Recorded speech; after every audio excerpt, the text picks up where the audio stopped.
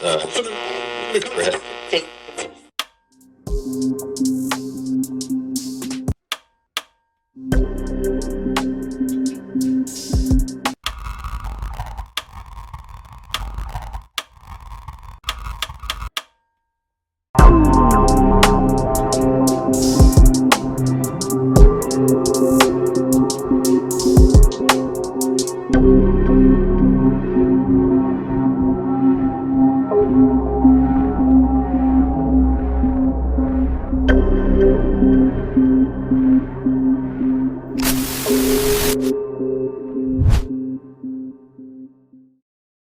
Welcome back to Redacted Party Chat. I'm Brandyn, and I'll be your host for Case File 4. Accompanying me today is none other than the Platinum Assassin himself, Sir Vaughn. Also joining us, as always, the man, the myth, the Marine himself, Adrian, sir. All right. Before we get into it, just know that periodically throughout the podcast, Vaughn will list all the socials and everywhere you can find us, and then always just check the description below. And it's good stuff. Brandon's doing some mean editing on a bunch of shorts. So definitely take a look at some of those. The more you follow, the more shenanigans we get to do. My phone just died. You don't need that. You're here with us. So. All right. Well, just I guess from here, just Vaughn or Adrian, one of you guys can just read the questions. I can't read, so it'll probably be fun. That's crazy. Well, we could just start with what we're playing for, at least. Adrian, go ahead. Start it off. Yeah. So I am still playing Returnal. I'm taking my time with that game. Thoroughly enjoy it. I finished the second act. Posted some gameplay, so I wouldn't be surprised if you guys are seeing a little bit of that. I'm getting ready. I was just telling Vaughn when you were running to El Baño that I am probably not tonight, but either tomorrow or Sunday, finish up that third act, and then just go ahead and do my own little platinum hit on that game because it definitely deserves that level of attention. I was getting ready to tell Vaughn, I figured I'd wait till we got going. I didn't realize that game, like once you beat the second act, you get access to any of, well, I'll pause. I don't know any, but essentially the third map location that you get access to on your first playthrough is like the Citadel, which is full of like robots and stuff. It's like, looks like a big war zone. You can just go there. You can't go back, which was I can't say unpleasant surprise, but definitely caught me off guard because there's like these giant doors that open up. And I'm like, when I did the Citadel the first time, I walked through them and you could tell that it led back to the first area. And I was like, oh yeah, I can, it wouldn't let me walk through the doors. Well, this time around, it was the opposite. I was on the first level, walk through the big ass doors. I have like level 1 weapons, and then they close behind me, and it's all the enemies are 2 levels ahead in terms of difficulty. So I was scrambling to find a chest to open up so I could get a gun that wasn't absolute dog water, because I still had the starter pistol, and yeah, so that was a fun little surprise. I'm also playing Gex. Gex is exactly what I wanted it to be. Yes, sir. I'm still playing the first one. And that has a solid bit of nostalgia to it for me. I remember playing that, like my dad had it on PlayStation, but I'm really excited to get to Enter the Gecko, and both the second and third titles in them, just because those are the ones I think I spent the most time on. In general, those are the 3D ones, not the 2D platforming ones.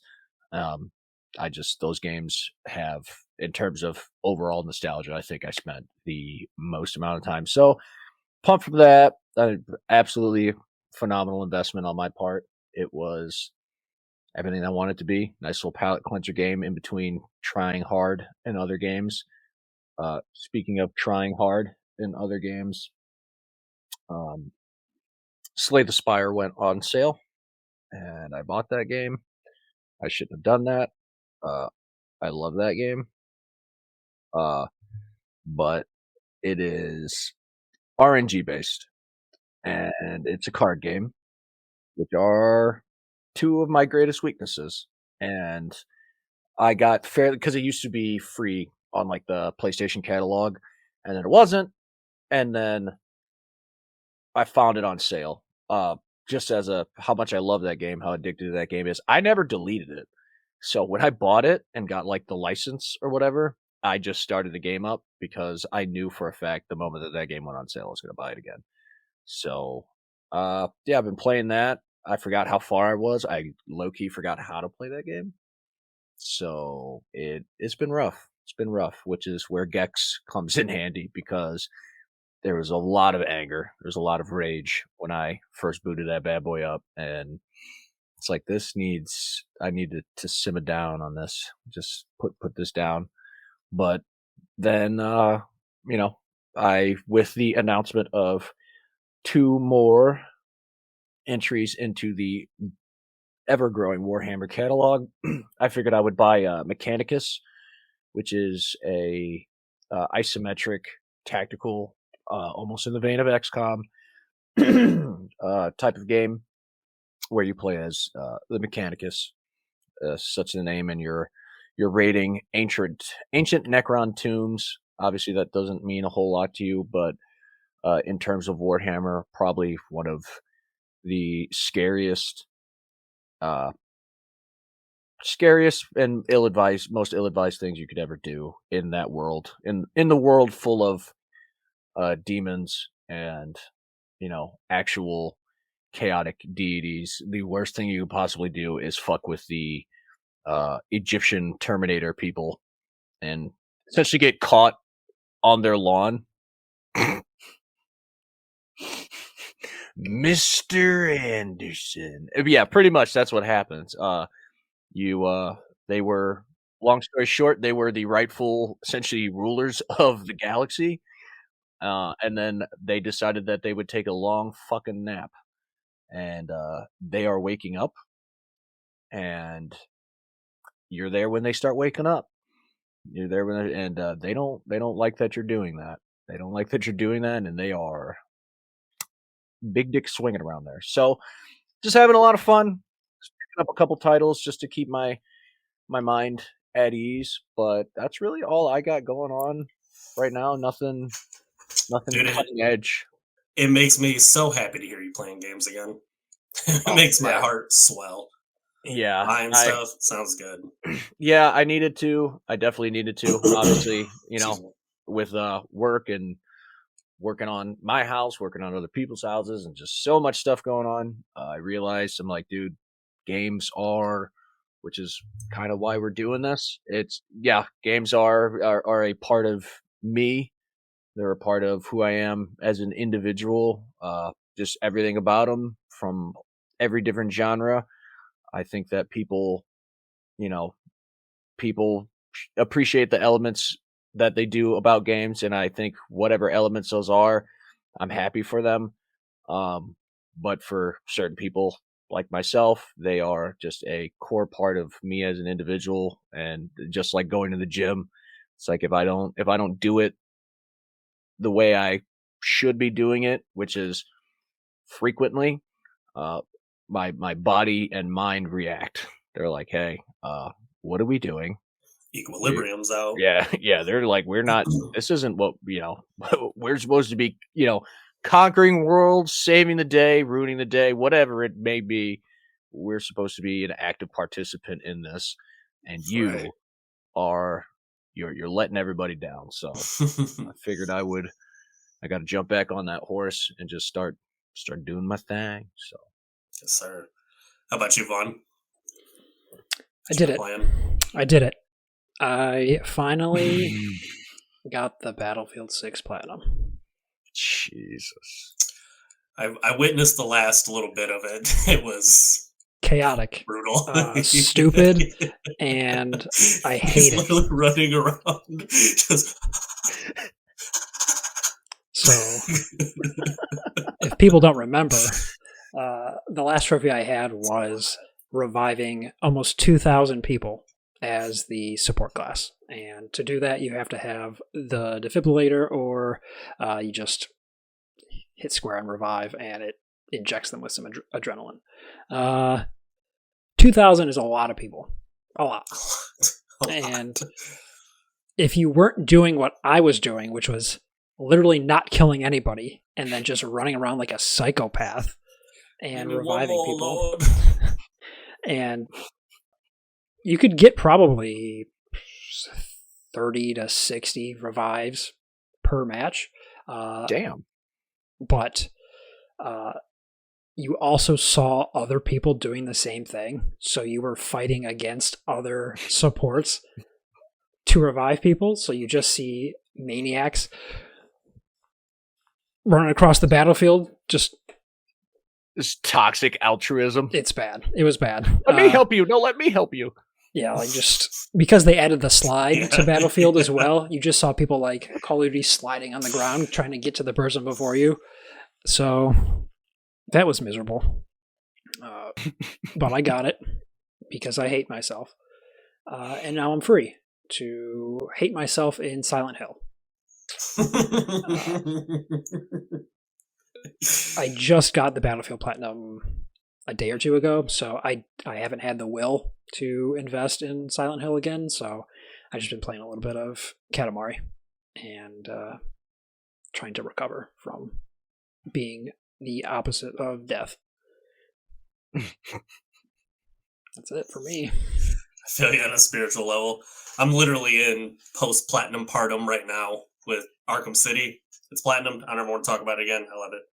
Done. After that, I was like, man, I really don't know what to play. So I just started bouncing all around. I got Stubbs the zombie. Oh, dude. Dude, I don't have too much time in it, but man, that is just so up my alley. It's destroy all humans, just that energy, just satire. Hysterical. So ridiculous. I remember getting that game on the original Xbox as a kid, and that game is far more inappropriate than I thought as a child. And it's like, I wasn't going to rat myself out as a kid, but I'm like playing this game. I'm like, I don't know. Dude, the first 5 minutes of it, you know, it's like the futuristic city, and they're like, straight up like, yeah, no, this is the incredible man who built the city, and it's straight up a Nazi. It's like, okay. Like, wow. Yeah, I played it for a little bit, and it's exactly just what I wanted. Was that a original Xbox exclusive? Yeah. Okay. No, I was always wondering because I was obsessed with it as a kid, but never got to play it because I didn't have an original Xbox. Yeah, it was an original Xbox exclusive. Played that for a little bit. Played Batman Arkham Knight. Was kind of vibing out with that. It's just so good. I'm really happy that those games really kind of springboarded you into just overall Batman fandom. Oh, dude. Yeah. Arkham Asylum, 100%. Because Arkham Asylum came out at the same time as Dark Knight, and it was just wham wham. I'm like, I did not know Batman was like this. No, dude. And then Batman's just getting a bunch of stuff in the comic verse released as well. So his GOAT status just keeps getting solidified more and more by the day. Really funny is, so I was playing Arkham Knight, and I'm like going through all of the costumes that they have and whatnot. Dude, they put the Robert Pattinson one in there. Really? Yeah, it's not even like Kevin Conroy with the Pattinson suit. You're Robert Pattinson. Like, it's him. Like, when did they do that? Dude, I have no clue. No clue. Because I haven't played that game in a long time. What a crazy post-update. That game came out forever ago. Super long ago. Yeah. Yeah. Yeah. But, I mean, that game is still just absolutely incredible. Good for them. Super good for them. And then, what else was I playing? Oh, I popped back into Path of Titans for a little bit because they put a pretty big update in there that the game is desperately needed. It's technically an MMO, so you have those bad MMO quests where it's like, collect 12 flowers. Collect 12 flowers. It's like, dude, I'm a T-Rex. What do you mean? I was just going to say it's a T-Rex. Like, I'll eat them. Yeah, so now there's quests like hunt or be hunted, which is pretty cool. So whether you're carnivore, herbivore, I started out with a T-Rex and was going to hunt one of the creatures that was out there. Dude, it was like a gigantic anaconda or like a huge, what would it be, like a titanoboa? Titanoboa, yeah. There's stuff now like if Jennifer you're a Lopez. herbivore. Yeah. No. There's stuff like clear out wasp nest and then bring material to create a nest. So like make the area safe for you to make nests or knock down logs across gaps to create bridges for you to start setting up actual areas. So just quests that actually make sense to the dinosaur you're playing opposed to, just whatever that was before. Hopped in, got a couple kills, got dogged, turned it off. And then I know I was playing something else. Oh, and then just before recording, I bought Armored King for Tekken 8. So, you're jumping back on Tekken 8 grind? Yeah. And I've never really played with Armored King. I've always just been straight King. He's always been the subpar version of King, although aesthetically cooler. Dude, he looks crazy in this one. He's always been the inferior King in like every Tekken that they put out. But that's kind of because I honestly don't even have an opinion on Armored King just because I don't think I've ever even touched him for real. I was always just like, King. So I'm gonna take the time to try to get a general understanding with Armored King. Outside of that, I think that is everything I've been playing, and then Battlefield, whatever. But actually, I did play the Battle Royale, dude. I don't like Battle Royales at all. That Battle Royale is good. I actually really dig it. So, whereas normally Battle Royale, as far as Fortnite or Apex or, whatever, I guess Fortnite's a little different because you have the building and whatnot, and they're always doing some crazy stuff. But at least in this one, compared to like something like Warzone, it seems like the general flow is always you're jumping in, rush to get weapons, and then you're pretty much waiting, fighting to get to the end with the last handful of sweaties who are going to be absolute dogs because they play it all the time. Right. That's fine. That's the game. It's an equal skill. I get it. Totally. I don't really like it. So with Battlefield, me and Nate are playing. They have missions inside of the Battle Royale. So it was like, hey, go over to the suburb area, line up these satellites. These satellites are then telling us where a key is. This key allows us to get bolt cutters. Now the bolt cutters allow us to open up this big infrastructure sitting on the street that allowed us to get a big tank. Now we are literally a boss fight in the match. Dude, we cleaned up all the way to 9th place. Yeah, everybody. Call of Duty's Battlefield's Battle Royale had similar things like that. I don't think you could get anything like that. Mm-hmm. But they did have missions within it, and then you can pick up stuff to do contracts. So you pick up a thing, and it'll ping somebody on your map and be like, "Go kill this guy, you'll get bonus." And it was usually bonus money within the match. Yeah, they have stuff like that as well. There's cool little stuff too, and mind you, this is all I played one match. If you're the engineer and you have the torch that repairs trucks and whatnot, there's safes in the houses that you can crack the codes with. Or crack safes, and then you get gear or whatever it is. It's just cool because when we got into the tank, it's that Battlefield stuff. Oh, you guys are all going to run into the building? Blow the building up. Nate was driving the tank and shooting the big cannons, and I was on the turret. So Nate's blowing up the left side of the house, and I'm shooting because I can see them running, and I'm getting hit markers through the wall. So I'm like, Nate, shoot the far right. He blew the far right up. They're just completely exposed. Melted them. Dude, so sick. We ended up dying just out of sheer greed, realistically, because we were drunk with power. But it's sick. I don't know, man. I think Battlefield just keeps getting better. I'm stunned that I like that Battle Royale. Stunned. I've actually been I've been looking at playing. I keep watching videos, and I think I'm gonna try jumping in on Dead by Daylight. I don't know when that I'll play. game. People keep saying, but then we got to be survivors. Never mind. I don't. I just want to play the killer. I just want to play the killer, and my understanding right now is it is both a good and a bad time for me to jump in that role because I guess the updates made it super shitty to be a killer, kind of. So it's like there's gonna be a need for them, but at the same time, I'm jumping in at a time where I very much might not have any fun playing because the game just fucks me. But just be Xenomorph. I don't. Just be Xenomorph. Slaughter. I actually, like a long time ago, I bought characters. I just never played it.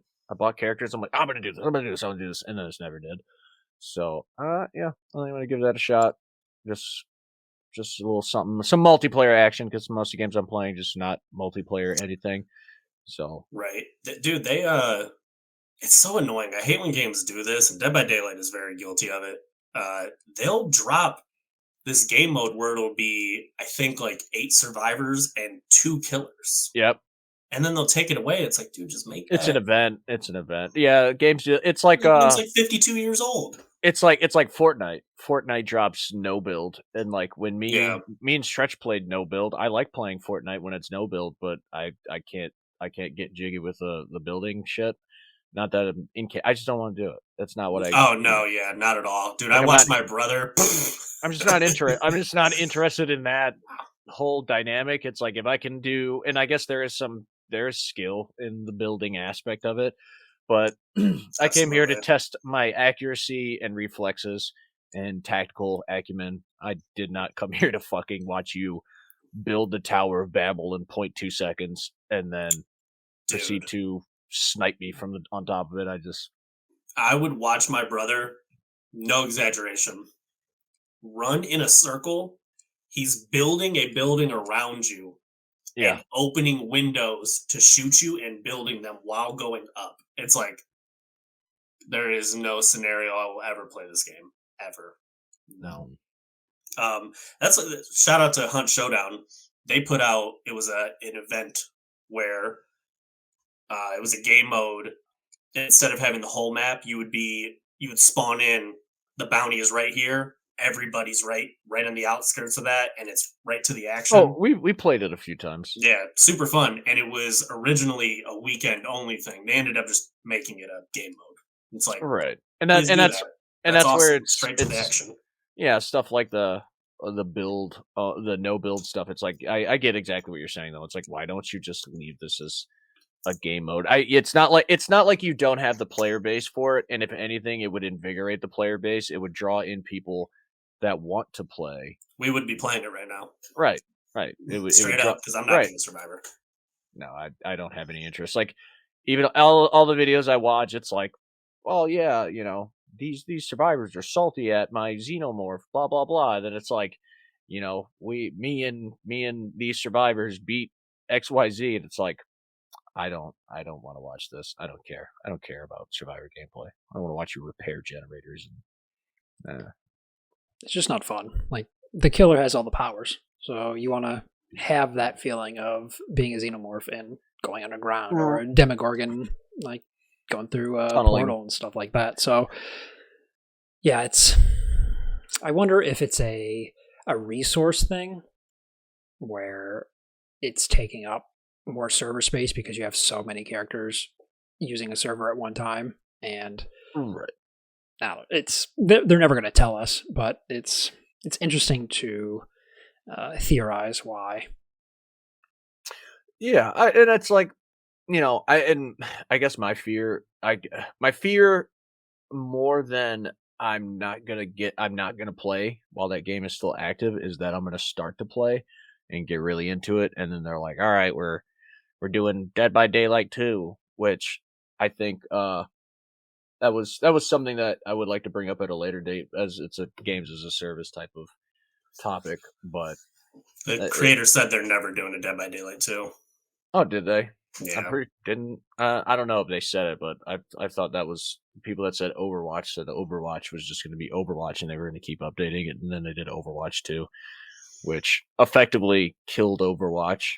More Overwatch or less. 2 is super lame. Well, it effectively killed it because they essentially split everybody up. They split people up, people that didn't want to get off of Overwatch, and then people that were like, "Oh, I'll try Overwatch 2." And then people that played Overwatch 2 were disappointed, and people that played Overwatch 1 went and started playing something else, and then boom, your fucking house of cards fell all to pieces. So, I mean, if they're gonna just keep updating it forever, but I'm down for that. I think that is, it's a solid model. That's one of those games as a service things that I'm not upset by. You buy and the DLC is cheap. Like a whole character pack that comes with a killer and like 2 other people is like $3. Yeah, that's not bad. No, not at all. Fuck no. Yeah, I got like Dracula, Trevor, and I don't think it was Alucard. I don't remember. But the only thing that bums me out about Dead by Daylight is I like the game a lot. I'll go through spurts where I play it. It's just, I don't understand why they're not just taking it another step. If you're going to introduce Alien or, whoever the character is, make a game mode based around that. Just for an event. Like, it's always this put them up on the hooks kind of thing. Like, let's just say Alien. You could literally be trying to get the ship up and going, and the alien starts out as a face hugger and is evolving. Make it thematic around that. It doesn't need to be super deep, but I get what you're saying with that. The real world reason I couldn't say, but it's like in terms of money probably, but in terms of lore, it makes sense that you can't do that because I'm not sure how familiar you are with the lore of the game. I like the lore a lot. There's tons of games I haven't played, but I'm just like I was just watching fucking StarCraft lore the other day. It's like I've never played StarCraft a day in my life. StarCraft, but essentially, everybody you're in like a parallel dimension that is ruled by a creature called the Entity, which is pretty much some kind of purely evil cosmic horror, unfathomable cosmic horror. So like all the places you're at are essentially amalgamations of people's fears, people's memories, and like the Entity's little spice. So like you wouldn't be able to get on a ship and escape because there's technically no escape. You're trapped in that. Okay, yeah. I didn't know nothing about the lore. You're essentially feeding this entity like the pain and suffering of these survivors. So they're bringing these evil characters into its world and just having it repeat the process to feed it. It is an emotional leech that feeds off your fears. So there's never any escape for any of those people, and that's part of like the lore that's really cool that I like about that game is like not Pennywise. Not all the killers are fucking hip to it. Like some of them straight up don't want to be there, and it just snatched them the fuck up. Like that's cool. It was like, come here. Like the alien, it's like the alien. Obviously, it's an animal, but it's like same with the Demigorgon. It's like the Demigorgon doesn't want to be there, but it can't escape. And there's like stuff in the lore about it trying to go into the Underdark, and it's like it's cut off, so it's like distressing it. It's like, dude, I want to go home, and it can't go home. But one of the just us as a side note, big baller move that I love is Dracula kind of willingly went with the caveat that he gets to bring his castle. So anytime somebody plays as Dracula, his castle is there. It's in the background, so it's like big baller moves. Dude, straight up negotiating with this cosmic horror. It's like, you're coming with me. He's like, I only need to bring the crib with me, Right. If I want to leave, I'm gonna show up, but I ain't gonna look like some kind of brokey. I want people to know I got money. Dracula is the goat. That's so awesome. Yeah, so it's got cool lore, but yeah, for lore reasons, it makes sense why there's not anything like that because technically speaking, that place is essentially just a purgatory, and like even when it's like a purgatory with Dark Souls rules. So it's like even when the people die, you like there, how there's like the campfire. You respawn at the campfire when you die, and you have no recollection of what's happening. You're just slowly getting your soul drained from you every time you die. That's awful. Yeah. That's so crazy. So yeah, there technically speaking is no good ending ever. Even if you escape, you don't ever leave. You just escape that scenario. I think of it more as like a round robin tournament with the most horrifying things ever in existence. It's like, all right, you guys escaped fucking Dracula. Have fun with. Let me check my list here. Pinhead. You have a Mr. Pinhead. All right, yeah, you guys are up against him next. Good luck. Come on down. All right. Oh, you guys made it. At least 3 of you did. You got Bubba. Where's people's faces? From Texas? All right, fuck it. Good luck. It's like, damn, this is awful. That's awful crazy. Place. Yeah. So yeah, no, cool lore. I've been actually on a binge lately, which is part of me bringing it up because I was like, a while back I looked through the lore, but now I'll play it, dude. I love Dead by Daylight. I really do. Oh yeah. They should make it 2, or even just give it an overhaul. And that was part of like how I was saying, I guess, having a problem formulating a question. And I don't want to go down the whole tangent in case it's like a future thing, But essentially, it was just going to kind of be a question about games as a service done right, and kind of how the idea of making a second iteration of a game kind of falls in that. I think Dead by Daylight is a game that has done games as a service correct, whether or not people like the updates and the balancing. That's part of the games as a service model. You got to roll with the punches. You're not going to always like the decisions they make. That is any game, but especially games as a service, because it's supposed to be at a minimum, 10 years worth of a game. But I am a big proponent of essentially like that you can when you're making a game like that, it's hard to seek perfection, but your goal essentially should be to make a game that will never need a second iteration. You can, like you said, do an overhaul, but you're essentially making a game with a loop, like use Fortnite as an example. As much as people shit on Fortnite, they have a gameplay loop that is effectively timeless. So there is no need to make a second one. You just implement changes and events on that currently existing gameplay loop and then keep it going. It is, for love it or hate it, it is a games as a service done right.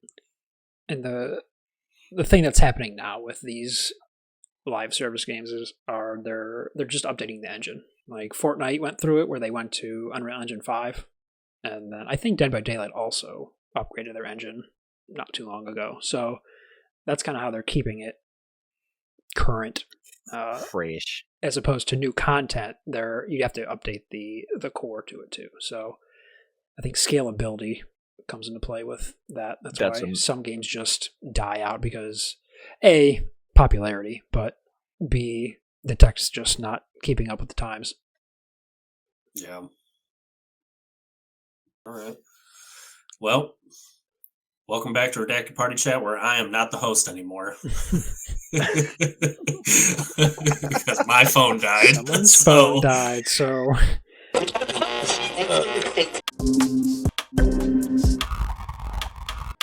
We are... Vaughn, put them shades on and take over like the chosen one. Guy gets up to take 2 dumps, doesn't grab a phone charger.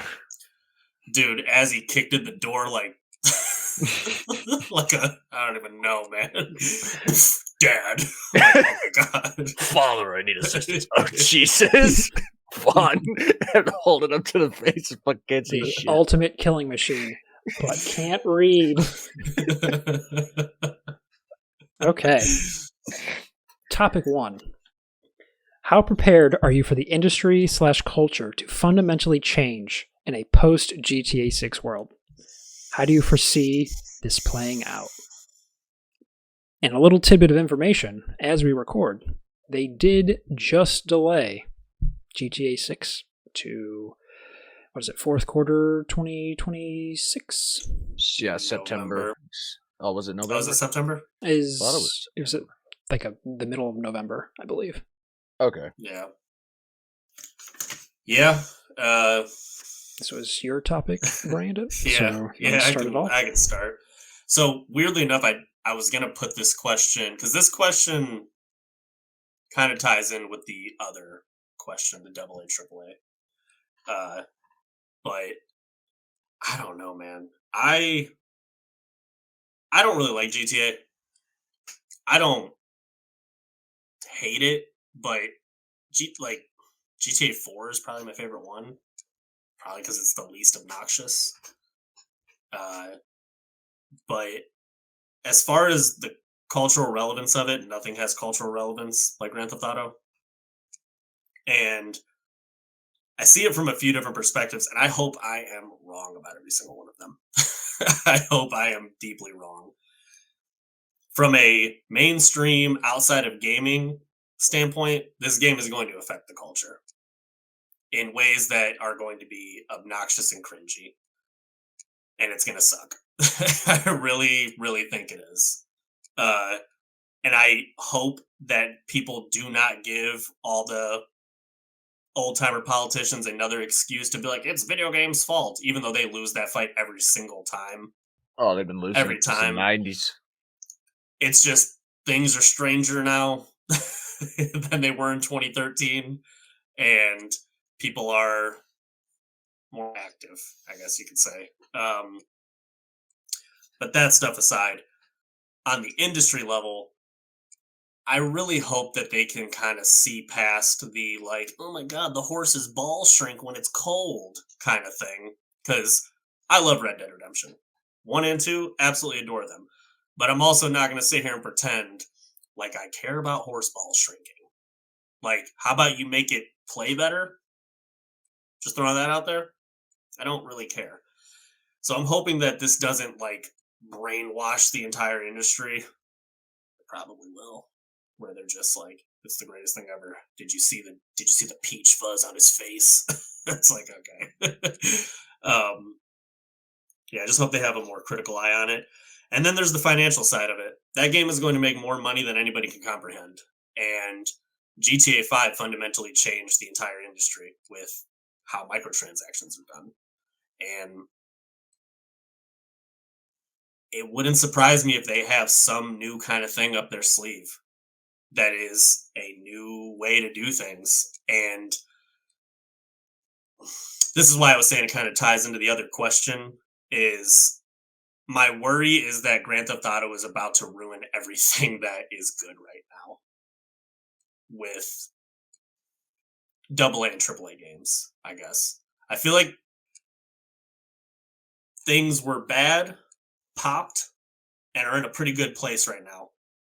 But GTA has the possibility to get all that greed right back up in like a hive, like a beehive, and have everybody just, oh my god, do you see how much money we could make if we just be like that? And then we get 10, 15 years of nonsense. I hope I'm wrong about all that, but that's kind of my top level about it. I guess I'll throw my hat in the ring next. I'll just kind of go off what you're saying. We're of kind of the same mind. I don't really care about GTA. It just really never was my thing. I never found the stories really compelling enough to really care about. And for me personally, even when I was younger, it was like I could only run around and fuck around for so long before I was kind of like, I'm just going to move on to another game. I get what you're saying, and I also hope that you're wrong, but I actually have more faith that you're wrong than it seems like you do. Amen. I think GTA GTA 5, unequivocally changed the entire industry, how microtransactions are gone about. My thing is, I don't think they need to do anything different than they did with GTA 5. I think they can just roll with essentially the same model that they did before. They already have a good thing. They milked that for ever. To this day. There's Right absolutely no reason for them to change anything that they did before. So I don't see them. It doesn't really make sense for them to implement any additional systems. But I also think, and this could be wishful thinking, but I believe that they are one of those games that are so big that, and you see it all the time, but I think they're one of those games that are so big people move out of the way. And what that tells me is that it's not going to change the rest of the industry, because the rest of the industry knows they can't do what GTA does. You know what I mean? It's like games don't try to emulate what Fortnite does, because games know they can't be Fortnite. So essentially they'd be setting themselves up for a losing battle. Like, do I think people will attempt to, kind of use some of the tactics? Yeah, for sure. Yeah. But I don't think it's going to have such a massive impact, because I think GTA is so big that they've essentially made it their thing, and nobody else is going to try to do their thing, because you're just going to lose that battle. It's a pre-established, highly anticipated, highly beloved brand, and it's like, if you try to do anything too close to them, it's straight up, we got GTA at home. No one's gonna try to do what they do and end up failing, because it's just too dangerous to be that, try to play that close to a big dog like that. I don't see AA being affected at all at this point. I think the AA/indie market kind of knows where they're at. And like you said, things are good. And there's, once again, there's always going to be outliers, but I think that the indie and AA market kind of knows where their market is, where their market lies. And generally they're smaller studios. Smaller studios tend to take less risks.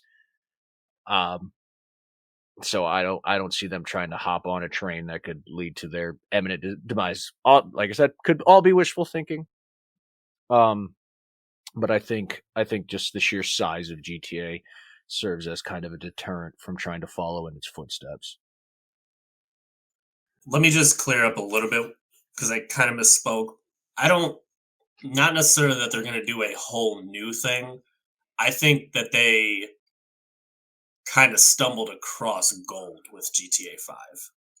So GTA 6 is going to be structured around those shark cards intentionally. I mean, and really,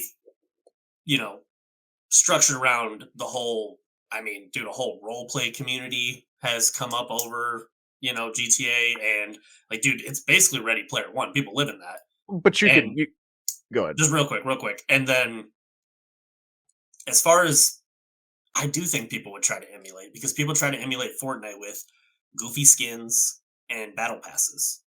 There are goofy skins and battle passes and absolutely everything, and most people despise that they're in the games. They're like, yo, don't bring those stupid skins over here. Battlefield, just recently, they had like a Monster Energy drink or some kind of like neon green outfit. People immediately got furious, and they toned that down. Didn't say a word, they just took it out. Same thing with Hunt Showdown, but Hunt does it pretty good. I think, and last thing, I'm sorry. It's not necessarily that I think developers are going to want to be like, hey, we could be GTA. I feel like the money men are going to be like, hey, what's going on over there? Why aren't we doing that? And the devs are like, because they're Rockstar. Why aren't we doing that? Right. And I guess to kind of clarify, it's GTA's. I feel like GTA's monetization system works for GTA specifically as a game. I feel like it's not a system, and that's what I mean when I'm like, we have GTA at home. I feel like you would not be able to implement the systems in that way without making a game that is similar to that game. And because of that, people they'll be deterred, because you would have to make a game of that style to implement those kind of systems. and you're not going to make a GTA style game while GTA exists unless you're a fucking fool. But I think I also think just with how over time, and I get it, money men are fucking clowns at this point, which seems silly to say, but it's like for people's job, it is to make money. You guys seem to be confused on how that process works, but I think enough examples have been set that if they're going to walk in and be like, why aren't we doing that? It's like, do you want me to bring up a fucking obituary list of games that tried to, or studios that tried to play outside of their wheelhouse to emulate another game, and failed? And that goes along with the whole, I think those systems really can only be implemented in a GTA style game. It's like, why aren't we doing that? It's like, because we're a single player fucking RPG. That's why we're not doing that, Chris.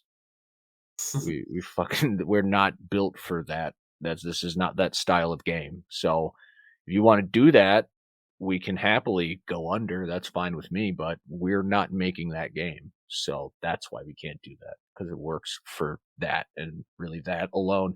And I would also say that I feel like GTA 5 is centered around the shark card economy and has been for a long time now.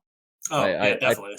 I don't think, so I think making GTA 6, I feel like making GTA 6 centered around it from the start, because I don't see that would, at this point, that wouldn't really change anything, because I think GTA is synonymous with that economy. So I don't think they'll be making any waves by just, if that's what they do, I don't think they'll be making any waves by just doing that from the start. Because I guess it's just key to remember how long ago GTA 5 is. Like 2013, like when that game came out, people were thinking, still in the mentality of, oh man, GTA 5 is going to get a single player DLC just like Undead Nightmare and just like Lost in the Damned for GTA 4. That never happened because the multiplayer blew up so crazy. Right, but that illusion got shattered. That's my thing. That illusion got shattered so quickly that I don't think it's going to have like a cultural impact. I think that's what GTA 5, that system is synonymous with it. No, for sure. I guess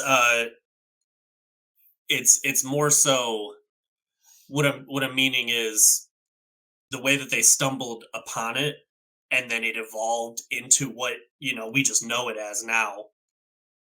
I'm very curious, just like everybody, what the structure of that multiplayer is.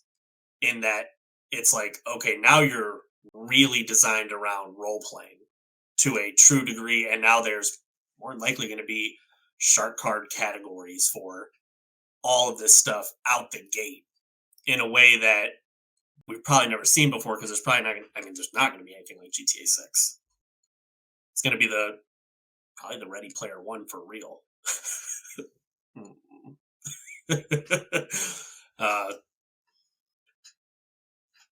But yeah, Vaughn, I want to get your mind on this. Vaughn in on this action. You guys pretty much hit every bullet point that I wrote down thinking about this topic. I agree and disagree with various points, but to start off, I am also not the biggest GTA fan. I played all Brandon's points. I played, I think, almost all of them. I did enjoy 5, but I played it on the PS3. I didn't play the updated version when they added like first-person mode and stuff like that. So PS3. Yeah, that tells you how old that puppy is.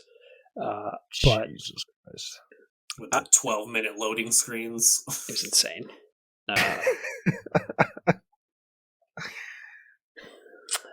It's tough to say because we really don't know much about this game as a whole. We don't know the structure. We don't know. Well, we know it's 2 characters. We know there's probably going to be some like heist missions. We know there's going to be a multiplayer aspect. But beyond that, we really don't know what to expect. And with a game that's been in development for this long, it can be anything. To your point of impact, we probably won't see the impact until 2 years past its release date, like 2028, because you'd have to build the mimicry. If people are going to copy whatever they're doing, we won't know until PS6, Xbox, whatever. So it's tough to say. But on the point of the microtransactions, I think they're going to do a subscription service. I think they're going to have like Rockstar Social, where you pay a specific amount every month or so, and you get access to specific things. But I think microtransactions are too pivotal to their revenue. I think that if you have this subscription, you'll get discounts on the microtransactions, so they can still have you buy them. But there's incentive to do it. Like you get 20% off this $10 pack. So you're only paying $8, whereas this Joe Schmo has to pay $10 because they're not part of this Rockstar Social Club.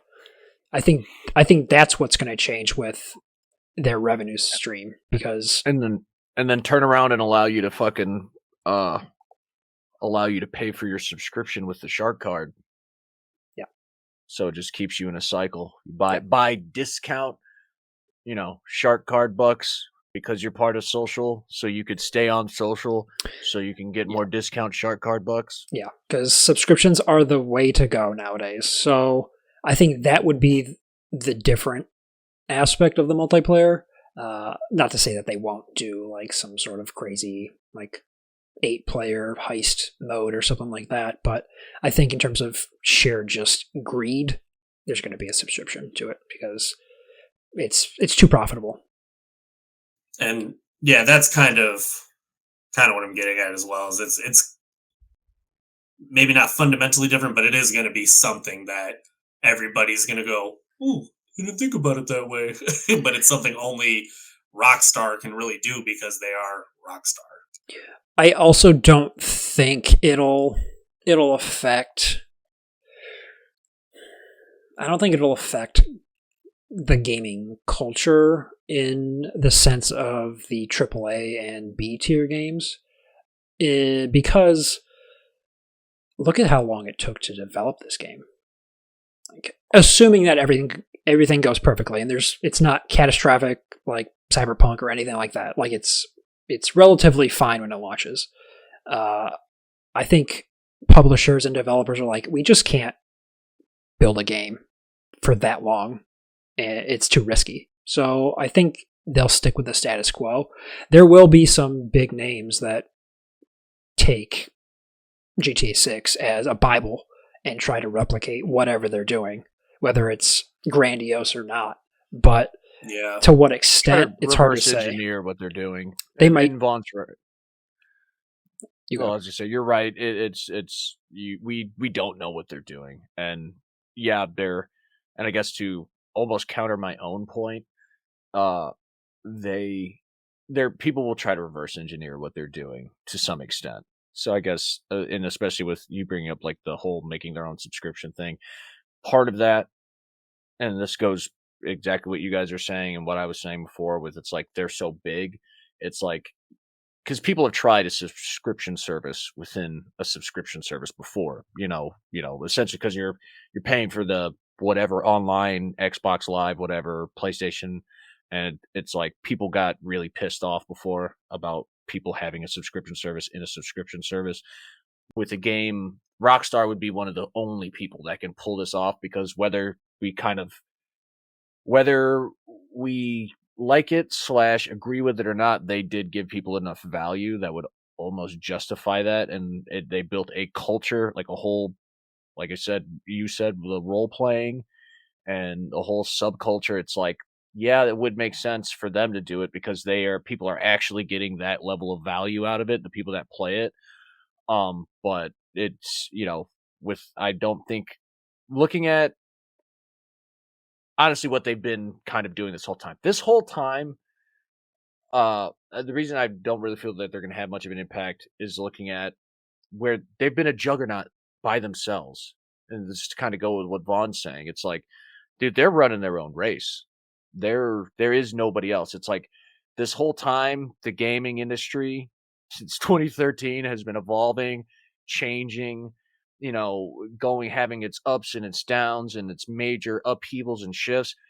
GTA 5 has still been over there doing its own thing and has had nothing to do with any of it. For sure. They're not altering or changing the culture at all. They're doing their own thing. Yeah, and to add to your point, no one has tried to copy Red Dead at all. At all. Like, Red Dead it's still an anomaly to me. I know me and you've talked about it before, but it's kind of an anomaly that they hate it. Just let that die. It's unbelievable. I have a conspiracy. Yeah, I have a conspiracy to myself, or maybe it's hopium or something. I'm hoping that once GTA 6 is done and out, they're like, all right, now we're going to get Red Dead on current gen consoles and have them both running. Because it's just, dude, you have infinity money just sitting there. It's like, Red Dead 2 is like in the top 10 best-selling games of all time. It's like, you're acting like it's just some slouch because it's not GTA 5. But yeah, like I was saying, to add to your point of maybe them not changing the culture and people trying to chase them, because like I thought for sure after Red Dead 2 with the whole interact with any NPC in the game, I thought for sure, I was like, oh, this is the new standard. They're just going to start doing this. No one's done it. Not once. That game came out in like 2017, 2018. They're like, they're running their own race. It's true. Yeah. Nobody wants to jump in that bullpen with them, and I don't blame them. I don't blame them. It is easier to let them. It is easier for them to let them run their own jungle and just go on to greener pastures. It's like, hey, let them have it. I don't get it. It's hey, we lost. Nothing you can even do either. Yeah. Throw your hands up. Hey, we lost that battle. Yeah. We can do stuff elsewhere. GTA isn't trying to. They're not trying to change the culture. They're trying to make money. So they're content with staying in their own little corner. So it's like, leave them be. They'll leave you be. Everybody else can kind of do your thing. They're just in the business of making money. My final point is the only thing I'm worried about is the subscription.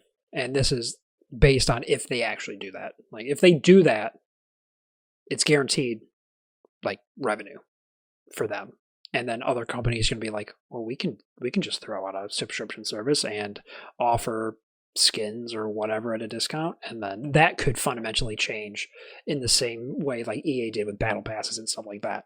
That's my worry. But that totally hinges on that actually being a reality. And they could just do microtransactions like the shark cards and be like, I'm not going to completely revamp what's working for us, but we're all about subscriptions. Hulu, Disney Plus, Netflix, HBO, like it's going to happen eventually. And I think the people ballsy enough to do it are Rockstar. And I guess if everybody else was going to try to do that subscription, do you have the amount of content that GTA 6 does?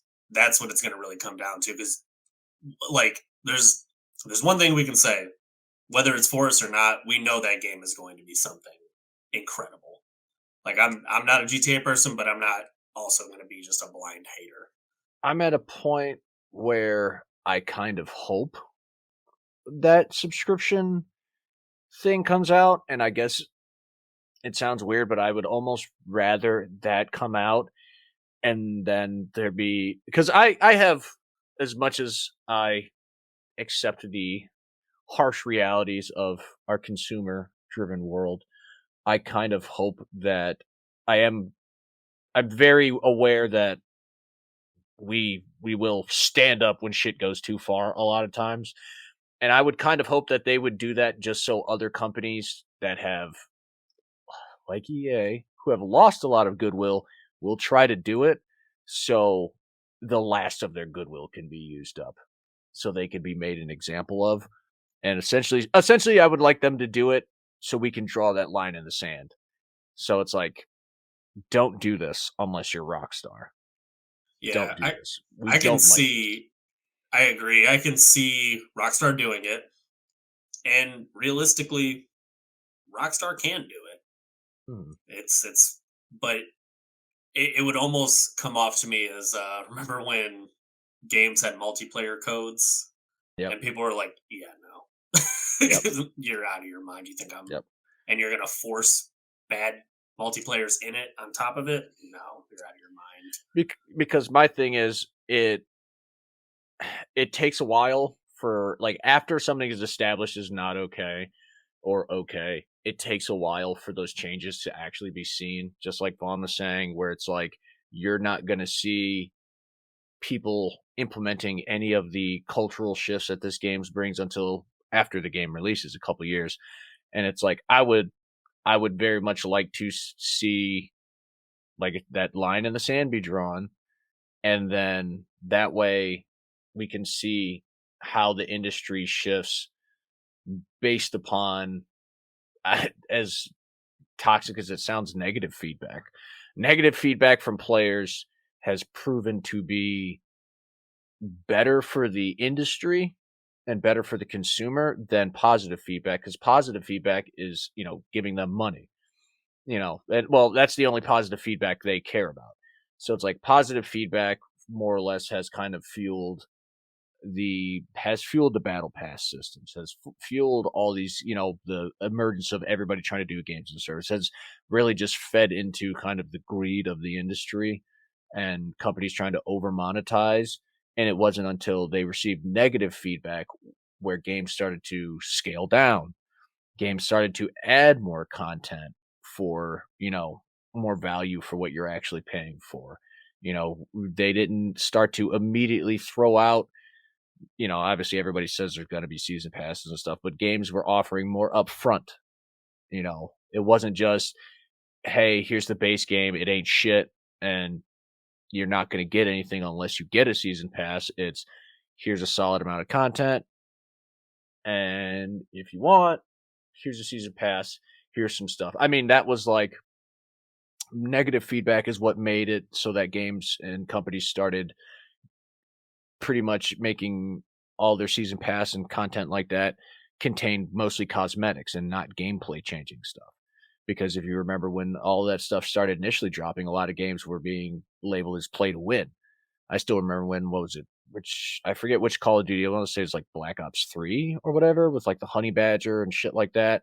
And it was like, yeah, if you didn't have the battle pass, you didn't get guns that were straight up busted, straight up broken. But negative feedback started coming out, and then it was like, okay, you'll get Call of Duty bucks, some skins, and that's it. But we're not going to give you stuff. And, those were positive changes that were implemented due to that negative feedback that people put out. It's like, all right, if you're going to do it, you can do it this way. But if you do it this way, it's going to be bad.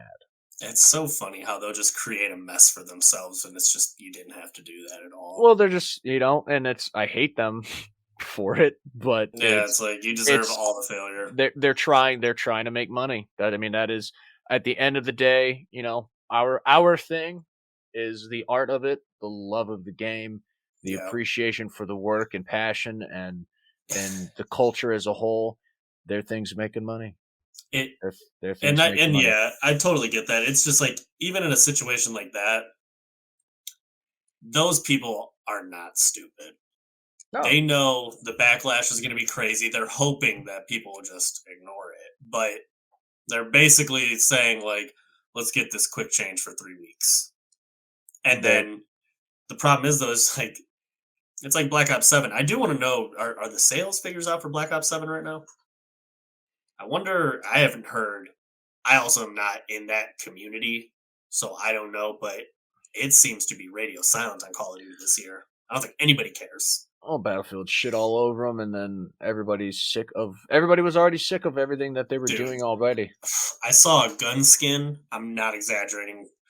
It's an assault rifle that has a amusement park roller coaster going around it. I'm like, Yeah. It is. They have What jumped the shark, your as they audience? say. They've jumped the shark. They've gone off the rails. They are on some real goofy Looney Tunes ass shit. And as much as I'm someone that likes to have fun, it's like It at is some point you completely lose your identity, and they have completely lost their identity. Mm-hmm. It is interesting to your point of Fortnite doing the battle pass and GTA doing the shark cards and stuff. Do I like it? No, but at the same time, I don't hate them specifically because they do at least, first off, they're original and they have the content to back it up. That it's like, well, yeah, I mean, the money is worth it in these two services. The problem is the copycats who are just trying to do the model with none of the substance to go with it. And yeah, that is where the negative feedback comes in. Well, Yeah. this goes back, and the negative feedback thing, and it goes back to a point I made, I believe, last time, was we should be, no, it was the time before that. We should be doing what PC people are doing. We should all have a overall consumer mindset, which is something that the PC community is notorious for, incredibly well known for. It should be a mindset in which if you don't give us what we want in the way we want it, we will bankrupt you. And that sounds toxic to some people, but you got to keep in mind, as I just said, their job is to make money. Their job is to make money. They will drain they're habitual line steppers are what they are. They're habitual line steppers. They are trying to see how far they can push it, how much they can get from you. They want to get the most out of you by giving you the least, whether you like it or not. That is what their job is. It's to figure out what that line is and then to walk it after they figure that out. So if your job, and that sounds shitty. No, so it's not even that. It's just that it sounds bad. I 100% agree with you. It's just there's so many examples from software doesn't do that. Well, but here's the thing: people don't want to do what I'm doing or what I'm suggesting, which is fuck them, because they don't want to. They think that sounds harsh. They Right. think that sounds bad. They think that, but it's like, this isn't a, this. We're not friends. Yeah, we're not friends. This is a transactional relationship, 100%. And if they can get over on you, they will. I'm sorry if it's, and we've talked about the money men. It's like, it might fuck the devs, but I'm a guy trying to buy a product. I'm not your friend. So if you, I know for a fact, if you could get over on me, you would. So I need to set that line in the sand. I need to react, possibly overreact accordingly. That way you don't try to step that line. I want you to stop stepping the line. It's pissing me off. Yeah, because I mean, we really only have one action, and that is not purchase. Like, people can run their mouths all they want, but you still bought it. That's why EA did what EA did forever, because you guys cried, but you still, well, I guess I'll still buy it. But the console community is more passive, but you do some shit like that around the PC community, and that's why I promote people reacting the way they do. They're review bombing your shit. Yeah, they are trying to bring you down. You will not do that shit. You won't do it again. Right. You'll be lucky if you get the chance to do it again. You'll be lucky if you get an opportunity, if you still have a fucking company within a couple months.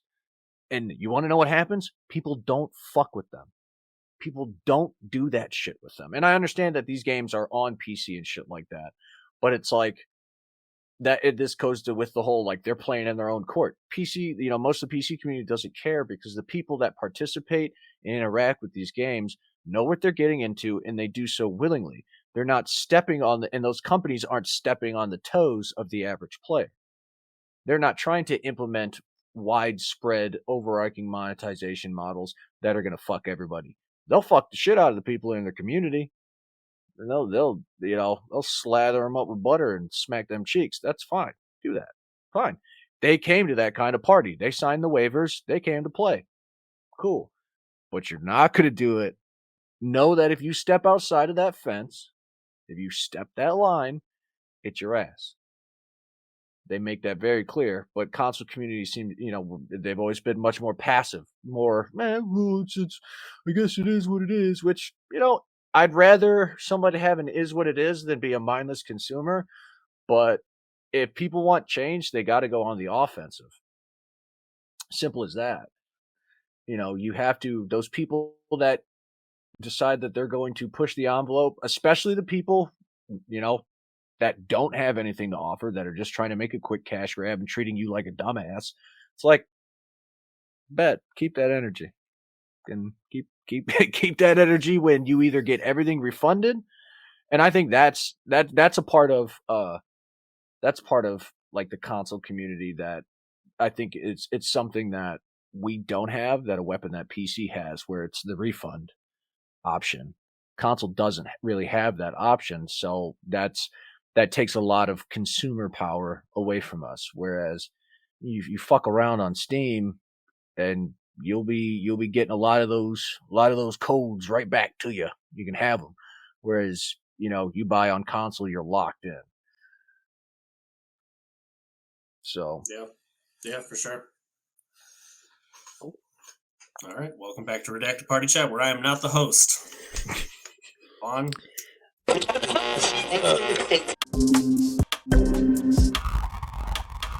Topic 2. Oh, wait. No shit. This is getting serious around here. Has the essence of the B-tier AA type of game died out? Or has there been a resurgence due to the handful of gems as of late? This was my topic, so I can start it off. Oh, okay. I feel like maybe a couple of years ago, we could say that it was next to nothing. But as of late, it has grown. We've seen more rise up and kind of fill that spot that everyone was looking for. In that same vein, I think the term indie has kind of died out, and the B tier has replaced it. Because you don't see that phrase thrown around like this new indie game came out. You see it on Steam and PC, but in the zeitgeist of gaming nowadays, that's kind of the 360, early PS4, Xbox One era. B tier's kind of taken that hold and held on to it. But I feel like Expedition 33, which was maybe after the fact viewed as a AAA game, but that was a budget game. That was a $50 release that kind of blew up out of nowhere. And overall, I'd consider that a B tier game that kind of blew up. Keep in mind, when he says B tier, he doesn't mean like in quality. Right. We are using that game in place of what most people would use as indie or so. AAA games are like Call of Duty and Halo and God of War. Major studio releases with millions behind them. Yeah, big bucks behind them. B tier is lower budget, almost direct to DVD type games. Still potentially good, but not something you go to the theater to see. That's the quality we're kind of talking about. Skull and Bones is a quadruple A game. Didn't they say that about Assassin's Creed Shadow as well? Yeah, they're quadruple A, dog. They're out of their goddamn minds. It's the qualityest of quality. It's above Grand Theft Auto. That's not even silly. That's just straight delusion.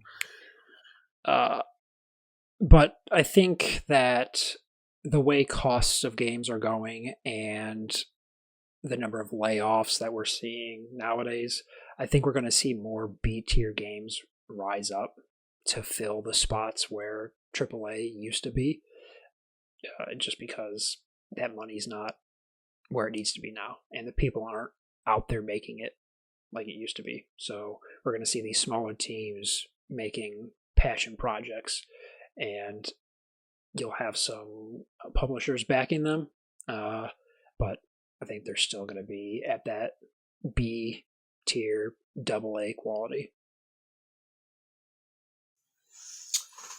Yeah, I agree. Yeah, I pretty much mostly agree with that. Because it seems like I could be wrong here, hop in and correct me, but it seems like the flow was like PS2 going into 360 would have been, there was games all over the place, AA, AAA. I don't know if things were really as AAA back then. I guess they technically would have been, given the time frame of things, but it's really not until 360 PS3 that things start becoming AAA, like big budget. Yeah, Halo, which then gives stuff like that, Call of Duty and stuff. Yeah, so then the rise of the AAA kills the AA, but then that gives rise to the indies. So now you have really little stuff and really big stuff going. And then, me personally, this is just my opinion, I feel like 2013 haunted us for a long time. Because you had GTA 5, The Last of Us, and BioShock.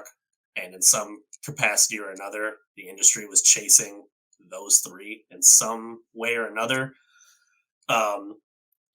Really specifically Last of Us on a like story mode front, like everything is trying to be like a sad dad simulator with like, I've got a kid with me, and look how like it's like a movie, kind of thing. And I love Last of Us, but that's just, whatever. So, and GTA as well, where people were just chasing that super AAA. And now it feels like the bubble popped. And now in the aftermath, you have devs that have worked on these AAA things that are creating those AA studios and stuff that you're talking about and getting the funding. And it's, personally, I think we're in like maybe the best place we've ever been in gaming right now. Like I have so many games. I'm going to be buried in games when it's all said and done. And to add to your point, back then, it was also the early days of the digital storefront. So everyone really didn't know how that landscape was going to pan out. So you had like the big giant releases that were backed by these publishers with millions of dollars, and they could put out physical and maybe digital. Or then you had indies that were only digital. So you really didn't have that B tier AA spot, like, because you don't have enough money to put on a physical, and your game's a little too big for digital, so where do you land? So I think once the digital landscape really got its footing, that's where it started to grow. Right. Yeah, which is why I was saying in the beginning, like, my fear is that GTA ruins this. Like, because it's in such a... Like, dude, there is a game for anything you could ever imagine. I'm playing a dinosaur survival game, dude. And then Batman. Like, the element that GTA could ruin this tier of game is strictly on the time vampire that it is. Like, it's if it pulls everyone's attention to it and everyone's only playing that, where's your money going to go? Your money's going to go to GTA, and then you're not going to have to buy anything, or you're buying things in GTA, so you're not going to buy the B tier stuff. Right. Yeah, and that would suck. That would suck. But that also plays into the mindset of there's too many games out there, which we hear from multiple sources. Right. It's just like there's not enough time in the day. Like, you want us to have a forever game, but you're still releasing 30 games every week, and you want us to You want us to spend $20 or $30 a pop to get this. It's like I don't have the time or the money. I'm a grown ass man. Like I barely have time to play multiple things a week. But right. Yeah, it's an interesting topic just as a whole. Yeah, because there's not dedicated rules to what is a B tier, what is a triple A. So is it how much you spend, and that puts you in a different caliber? It's not like there is an established group that's dictating what is a triple A, what is a indie, what is a kind of B tier. It's kind of self-regulated, where just the gaming community dignifies you as, oh, you're an indie game, you're Celeste, so you're indie. Yeah. I'm glad you said that, because I knew there was a point I was forgetting. That's why I brought up Skull and Bones. Mm-hmm. It's like, if Skull and Bones is quadruple A, what are we talking about? Yeah. Everything else is B tier then at that point. Yeah, right. I mean, it's just like there are some things that you can look at, like I think, okay, you got Kevin Spacey in your game. Okay, you're triple A. Like, I can give you that, right? Or Last of Us 2, or, like GTA 6 would probably warrant a quadruple A. But then it's just like, where are these titles coming from? They're so nebulous. And like the example you gave with Expedition 33. I don't even want to say the untrained eye, probably to the average person, they'd be like, oh, this game was expensive. You got Robert Pattinson in it. Like, so it's just, I don't even know. Yeah, but go ahead, and you guys, I gotta use the bathroom. I'll be right back. Yeah, sorry about that. My hound was going nuts back there. We also don't know, while you were gone, we were talking about, there really isn't a set in stone signifier for AAA, AA, indie. It's kind of self-regulated by the gaming community. So who's to say what is a B tier overall? So it kind of makes it hard to designate. And that was kind of like, as you guys were discussing it, that was kind of something that was popping into my mind, actually, just because, using Expedition as an example, going to the question, I think Brandon is 100% correct in saying that we are in a phenomenal time in gaming. I mean, we have our group chat going, and we're constantly posting stuff that's like, dude. But all these titles are what I would, if we amongst ourselves are differentiating between AAA, B tier, and indie games, I would say a lot of these games could arguably fall into the indie game category, where we're talking $20 on release, where it's like, I just, for example, like, I posted Warhammer Survivors coming out, Bolt Gun 2 is coming out. These are games that would drop. These games are games that are going to drop at, $20, $30 price tags coming out of the gate. So technically, if I'm, and this was, like I said, as you guys are discussing it, I'm thinking it's like, I would almost feel like, comparatively to something like Expedition, these are falling below that in terms of scope.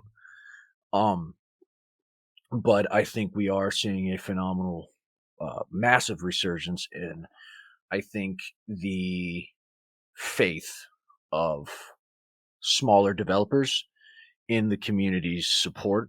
And just to kind of circle back, I think this goes into the idea that they realize they don't have to compete with these AAA games.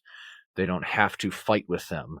There are people that are very much interested in these unique experiences, and unique dependent upon a multitude of things.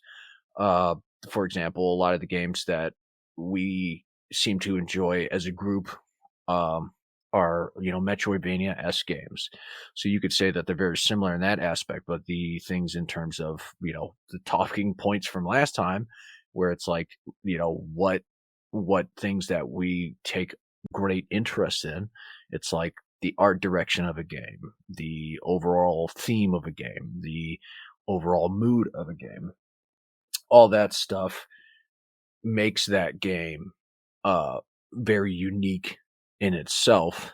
And I think So you're seeing a lot of those games be dropped that are individually unique, but they can be very similar to each other.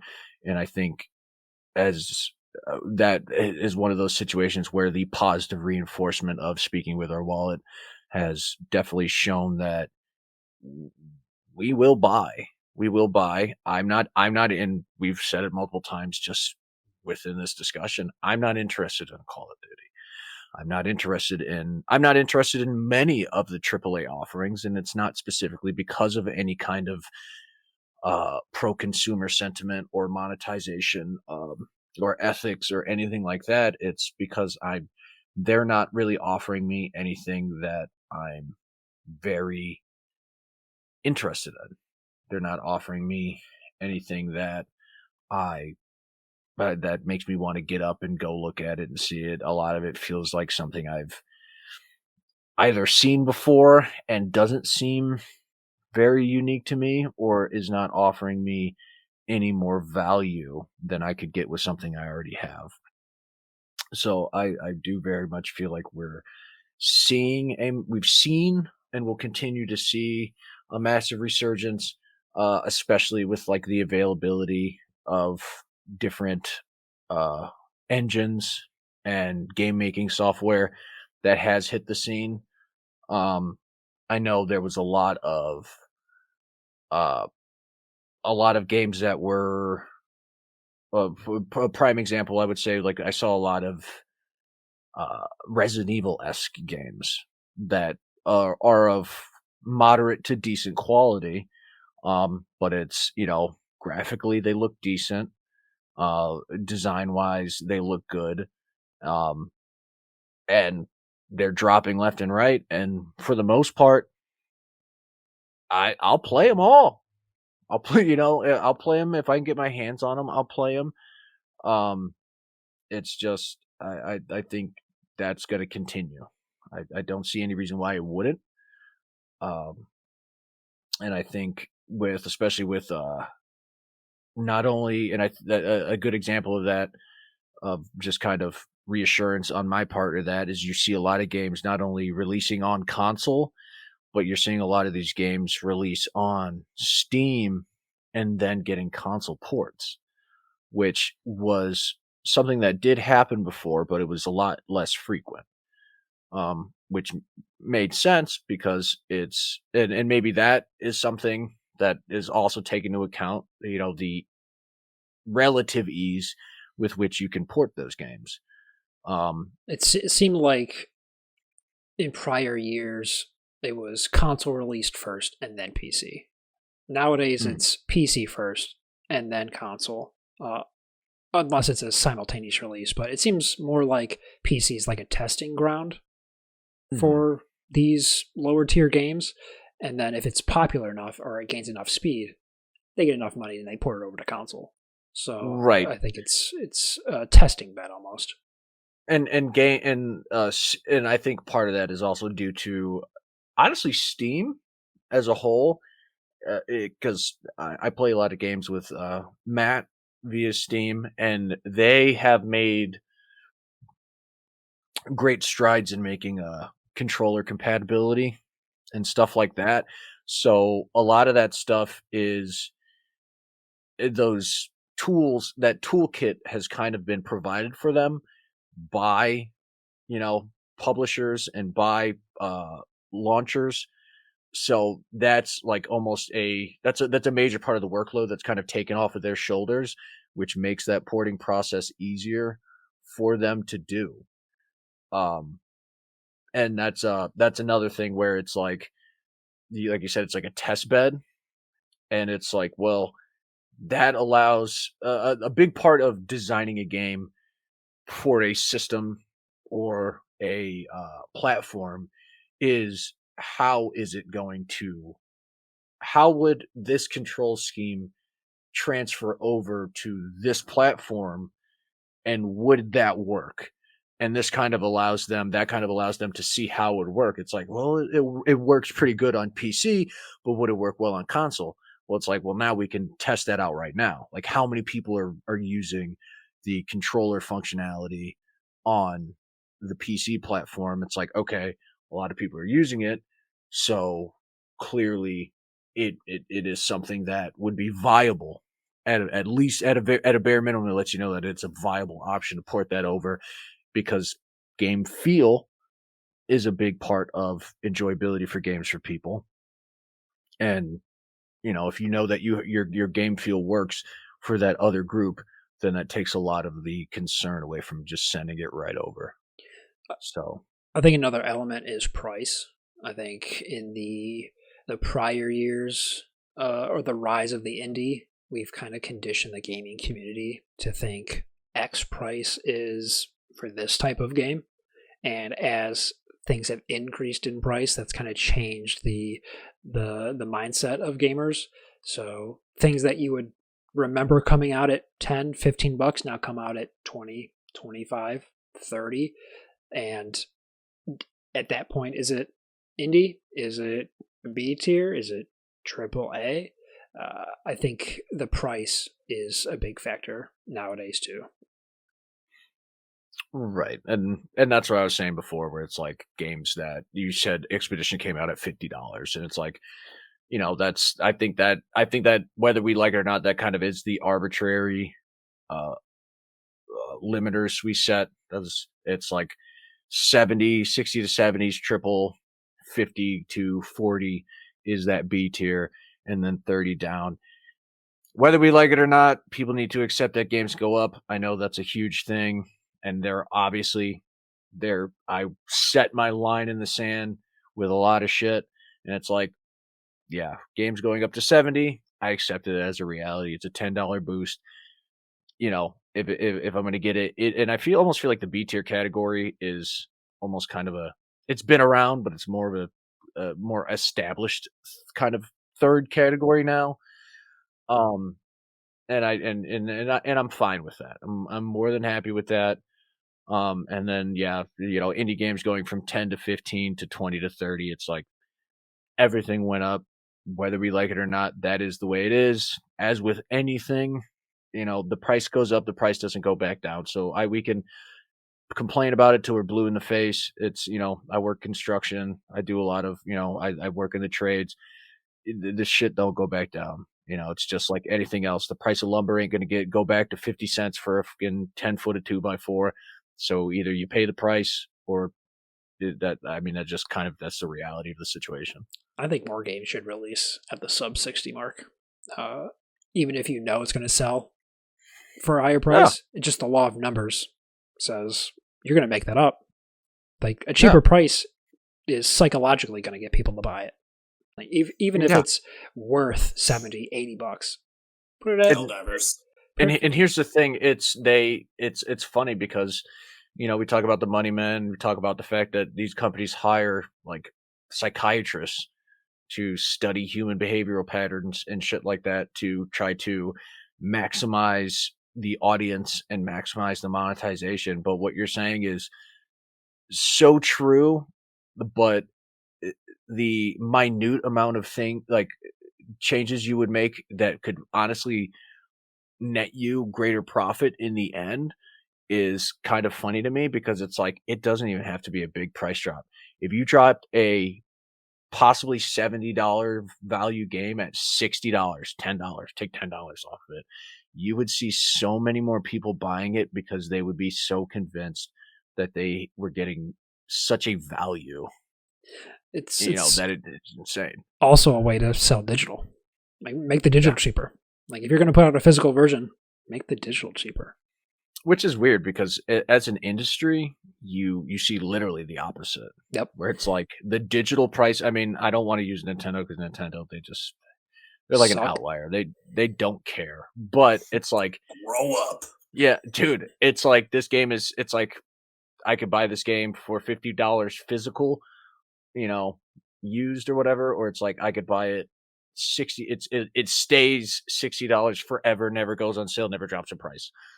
It's like that doesn't make any sense.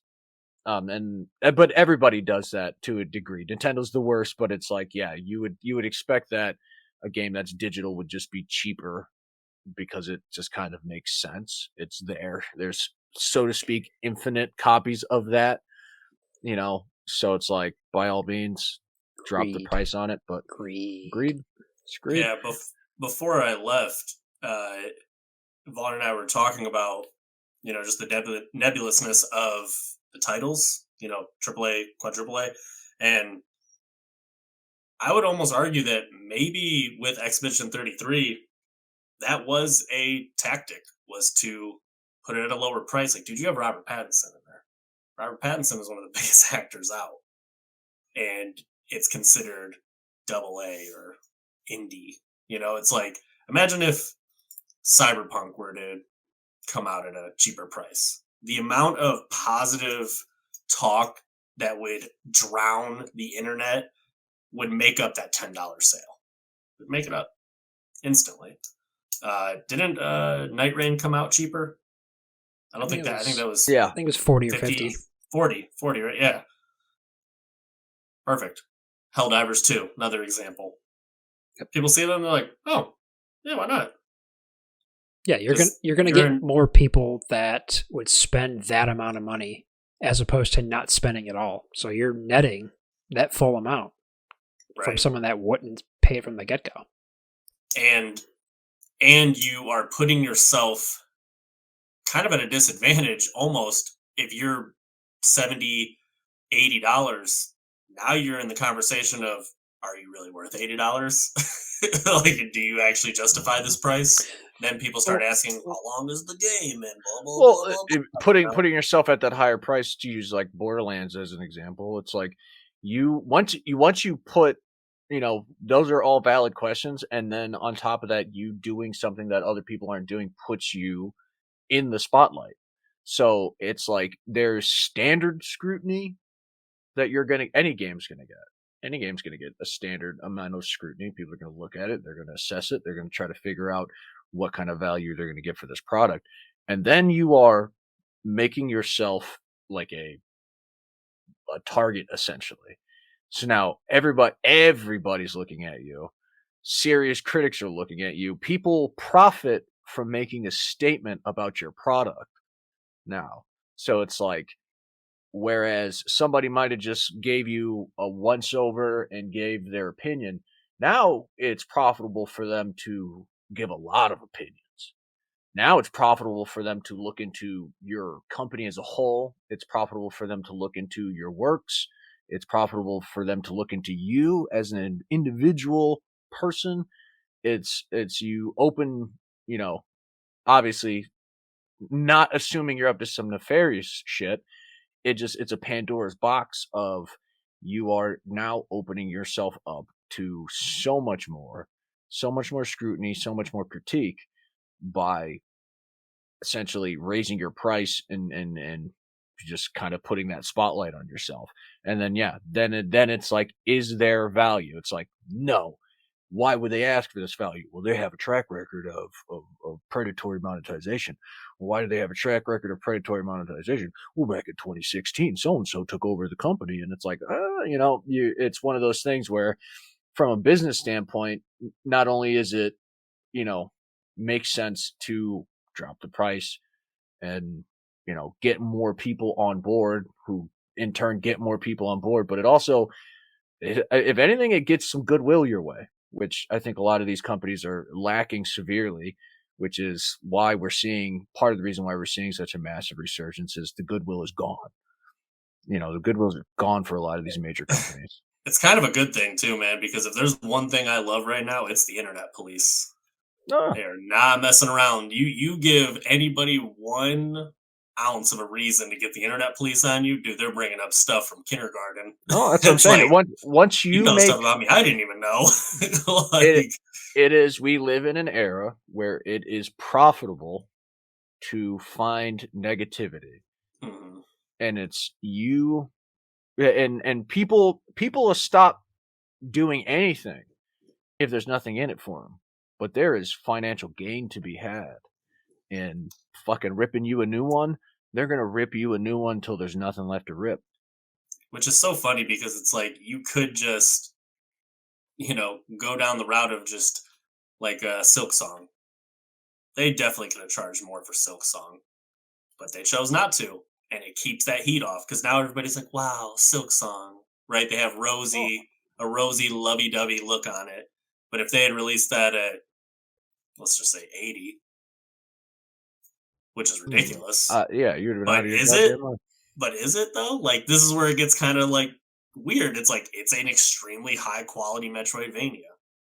Do we put more value on 2D or 3D? It's like, it's weird. But yeah, that's an interesting conversation. Maybe a future topic. Yeah. Yeah. All right. For sure. You good on this one? Yeah. I think I'm satisfied, yeah.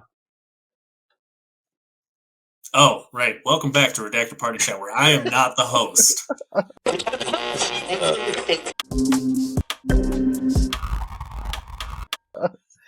All right. Sir Vaughn. Topic 3. Is it justifiable statement that after X amount of hours, Y game gets good? Why or why not? This is technically a topic I created, but Adrian, if you want to kick us off on this one. Yeah, absolutely. No. So, hear me out. I have the firm opinions of, just you. So I'll plug in. Mic drop, done here. I'll be right back. So my thing is, like one of the fundamental rules of game design, or at least one of the ones I took to heart. Obviously, it's a artistic medium; you can handle it however you want. But essentially, one of like the core tenets that I took to heart when I was studying was a game should be enjoyable at all points, and that enjoyability should evolve over time. So you can say the game got better. The game was whatever. The game has to be at baseline decent to good. The game should never be bad. The game should never be bad and then get good. A game can be decent and get better. A game can be good and get great.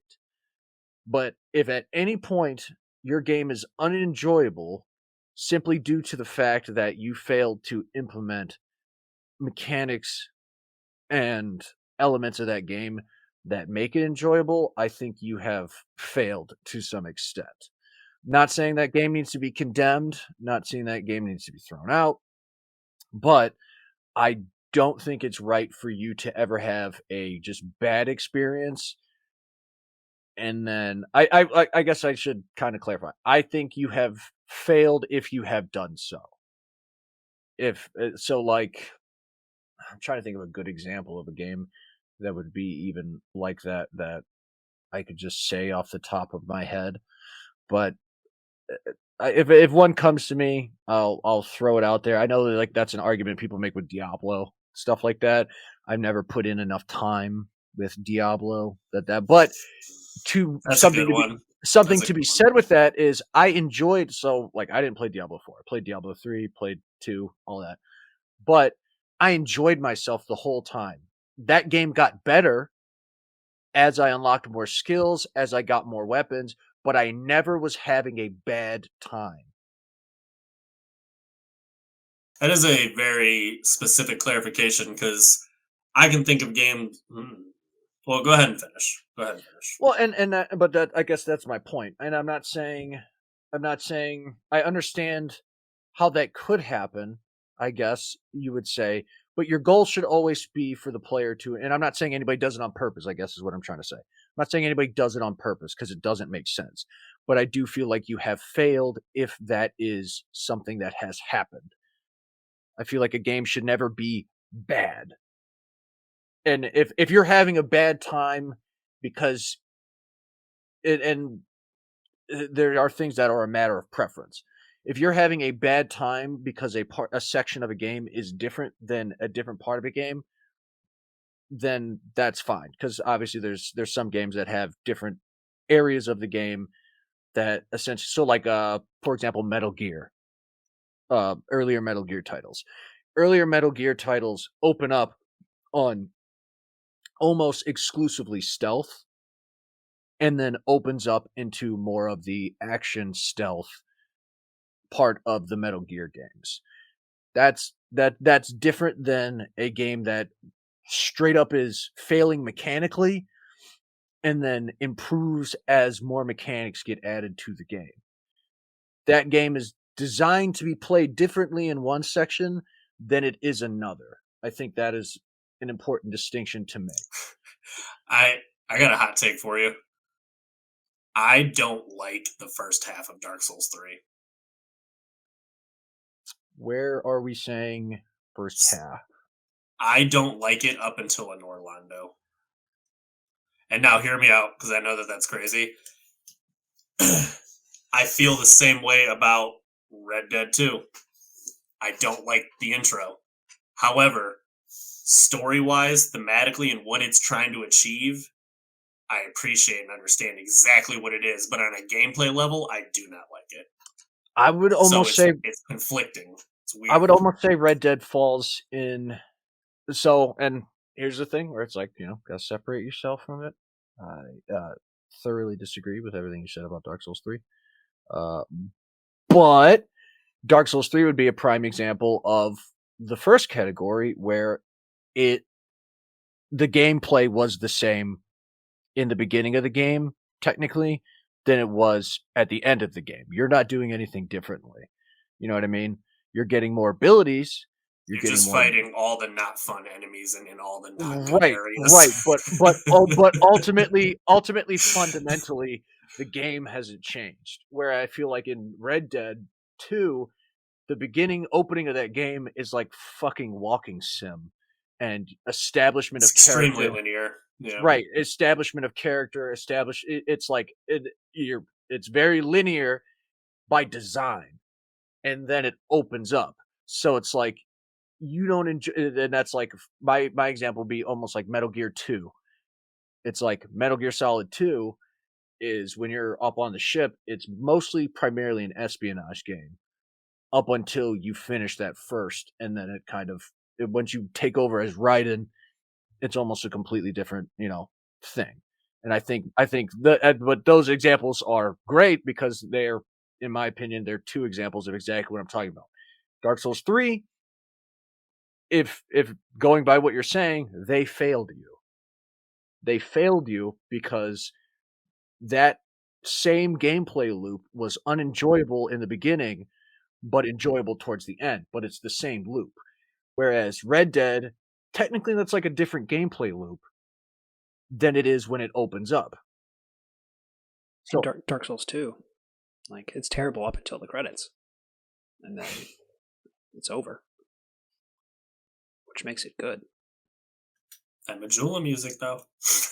That Majula music. That's fair. It begins okay, and then it begins peak, and then gets terrible, nosedive, and then from that point on. And then the credits start rolling, and I'm enjoying it again. You get to turn on a fucking better game. Oh God, dude. This is a very interesting question because I fully agree with you. My brain is literally split so many different ways because there's the realistic side of me that's like, I am a grown adult. You mean to tell me I have to play this game for 10 hours before it gets good? You're out of your mind. I'll just play something that's good off rip. No. Right. That's actually what turns me off on the Red Dead games. Is that opening gameplay loop where it's like, I got to do 10 hours of fucking walking sims and watching shrinking horse nutsacks. I'm not doing this. Right. And so Red Dead is like an even more wild example because the intro, I get what it's doing. Story-wise, it's awesome. It's not fun. Straight up, it's just not fun. And then the game opens up, and from that point on, because did either one of you guys beat Red Dead 2? No? Okay. Spoilers for Red Dead 2. So the whole point of Red Dead 2 is you kind of start out as the ultimate, Wild West guy who gets tuberculosis and becomes mortal, and you're seeing yourself die. And the West is dying with you. So it's like, as the game progresses, you're losing mechanics people in the crew are dying, so now you can't get food. That dude got scared and left, now you can't get money. So it's like, it's literally making the game less fun. So it's a weird thing where I'm like, no, I'm not having fun, but I'm in awe at what you're doing from a story standpoint and just from a design standpoint. I know like Final Fantasy 13 is like a notorious one for this question. I didn't play Final Fantasy 13 fully. I thought the intro was pretty sick from what I played. I mean, it was pretty cool. So I don't really know what people are talking about with that. And then, like I was saying with Dark Souls 3, I don't know. I don't know what it is about that first half of the game, dude. I've never. It just. Did you? Those areas. Did you feel that way when you first played it? Yeah. Okay, I was gonna say, like, if you didn't feel that when you first played it, and just the people that we are where we replay that type of game over and over, I could see it getting monotonous and bad. But if you didn't like it from the get-go, then that holds true. The problem is it's achieving exactly what it's supposed to be doing, though. From a story and thematic standpoint, you are at the end of it. It is misery to the max for the Dark Souls world. So you start off in Lothric. Okay, then you go to the village. God, that village sucks. I hate that village. Then you go from the village to the swamp. Oh my god, that swamp blows. Then you go to the double swamp. Yeah, then you go to the double swamp. The double swamp is quadruple bad. It's like, this is getting horrible. To follow up with the catacombs, are we kidding right now? This is terrible. And then you follow up with the stinky spider centipede ladies in the like fake End Orlando. They're beautiful. Yeah. And then once you get to Orlando, from that point on, the game is absolutely incredible. And with the DLC, I love it from that point on. But man, dude, it is like getting to that point every single time. But I do respect and appreciate it because I get exactly. I feel like you're making me feel what I'm supposed to be feeling. You know, like I'm supposed to hate this to a degree. This one was tough for me because I agree with everything you guys said. Where like we're grown adults. Like, are you going to tell me that it takes 5, 10, 15 hours before this game gets good? It's rough because you don't really see that with movies. And with movies, it is a lesser price point and a shorter time span, but you just don't see it with movies. Whereas games, it, like Adrian was talking about, like if it's fundamentally bad from the beginning, then why would you waste your time with it? But there are games that have taken me multiple hours before it like clicks in my brain. I'm like, okay, I see why this is something special. But again, it's subjective overall because we all enjoy Returnal, but a normie might start that game and just be like, this is miserable. Like, I feel helpless. I can't do this. And then say the same thing. Like, this is terrible. Whereas we would tell them, no, keep playing. A couple hours in, you get stronger. You realize what you need to do. And then it starts clicking. So it's hard. Which I feel... No, go ahead. Oh, sorry. I feel like I'm a unique example for this because I literally, not counting the like boss fucking pistol death, I literally ran the whole game on my first go. So I didn't even have to wait a couple hours. Crazy. Within 15 minutes I had the machine gun, and within an hour I was ripping and tearing and like fully immersed in that game. Like fully immersed, having fun, having a ball. And then it got even better after that first run because then I got like the grapnel hook and shit like that. So it's like now I'm shooting, dashing, grabbing, jumping. So it's like within the first couple hours, I was like at like peak gameplay. Like I was already having an amazing time, and it didn't take me even a single death really. I was already having a good time. So it's like, and obviously everybody's experience is going to be different. Everybody's skill level is going to be different. And you are right, it is subjective. But I feel like Returnal is a prime example of a game that doesn't really even require that, depending on the level of skill.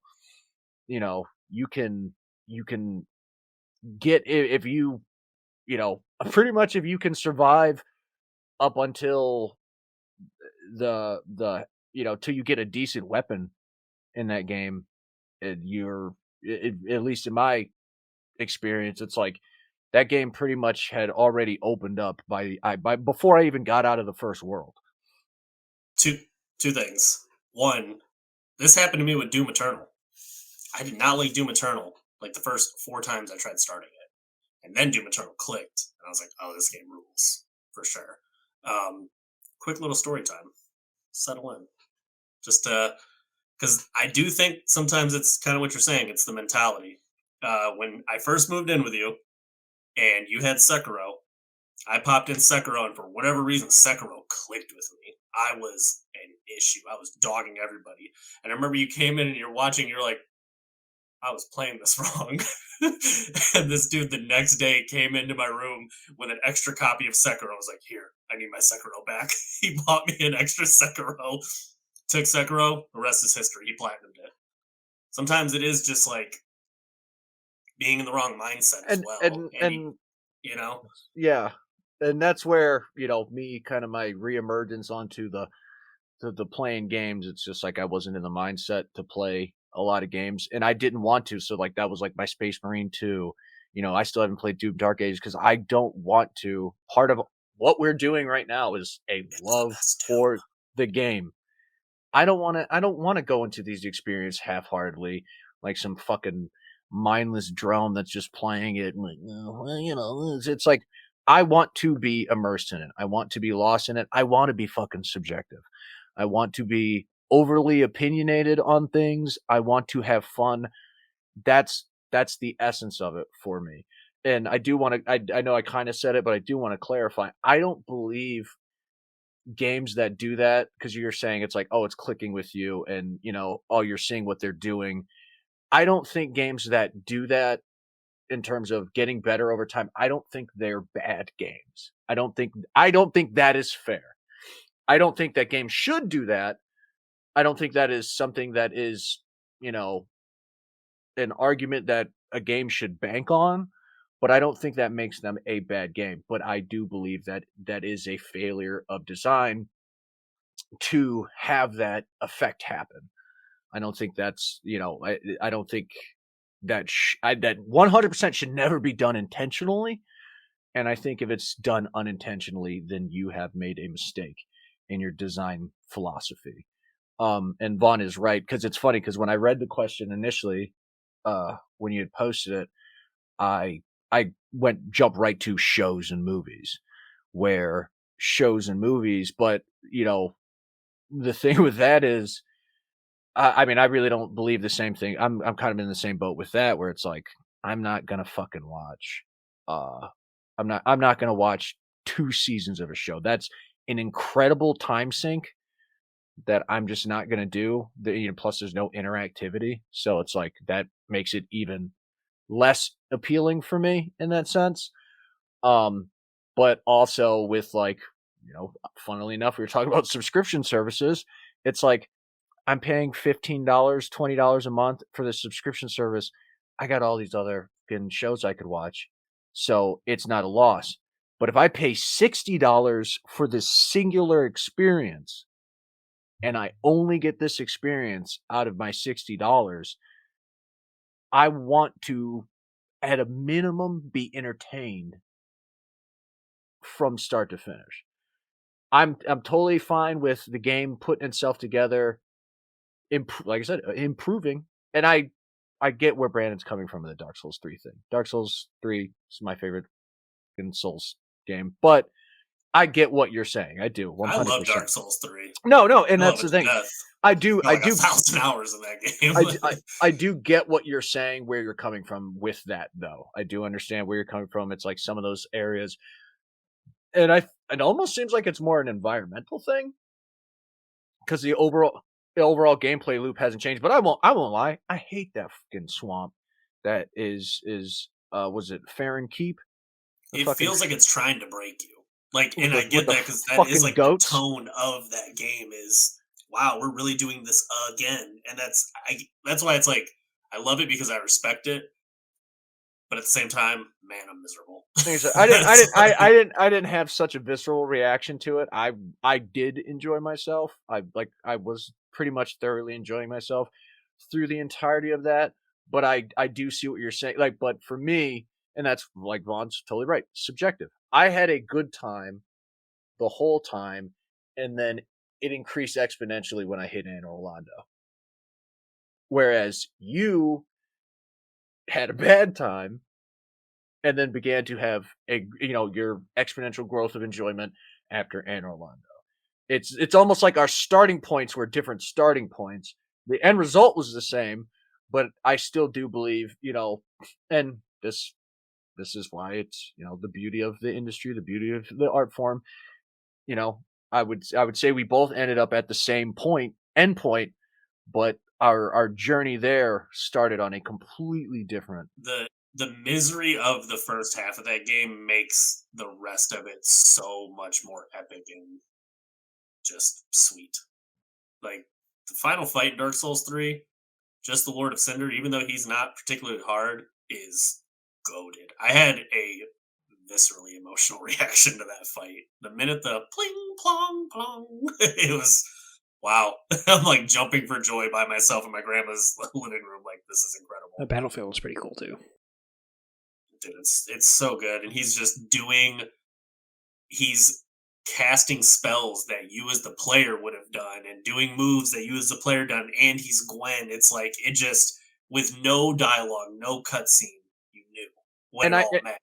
And I think that like it for me, just coming from where I came from, on the topic that we're talking about, I think it had a similar effect for me, but I looked at it with a completely different mindset, which I think is some of the beauty of it, where it's like that, like you said, that's what they wanted you to feel. But my mindset was, a warrior, arisen, you're fighting your way up through the gutters. But I enjoyed that. I enjoyed that fighting up through the gutters. Mm-hmm. So I start off with a fucking broadsword. I pretty much, find a rusty sword in the dirt, and I'm gutting my way from a literal graveyard through muddy swamps up to through your, essentially, because the catacombs are essentially the back door. So, I'm through the back door, finally to the gates of your gates of your castle, kill your dog on the fucking bridge. You sneaky bastard, got me. He got everybody at least once. Then murder your dog, kick in your front door, and it's like, what is it? The fucking Anchorman. I've traveled 5,000 miles to give you my seed. Like roars, right, dude. So a memory for me. That's right, crazy. I think it for me it gave me a similar effect, but because of the way my outlook and the way I viewed and framed that startup, it kind of changed the impact of the end, because it's like I literally started at the bottom and now I'm here. To jump over real quick, I feel like this kind of does happen with movies and TV shows, and like it just happened to me with Long Halloween. I wasn't sure if I was even liking Long Halloween until the last 3 issues, and it started to come together, and then it made me recontextualize the whole thing, where I was like, oh no, this was actually like incredible. And then same thing with like Breaking Bad. Breaking Bad is the best show ever. That first season's kind of slow, but when you've never seen it, it feels slow. Then when you go back and you're like, oh, this wasn't slow, everything meant something. It's like, well, it's also a Gone Girl's another example. That movie's not as good as everyone makes it out, but that's neither here nor there. Game of Thrones sucks. It does that. It's more of a and that's more of a medium type of thing. Because, like, for example, we were talking about like Red Dead. It's like Red Dead is when you're exclusively telling a story, you're in that medium. So that's okay.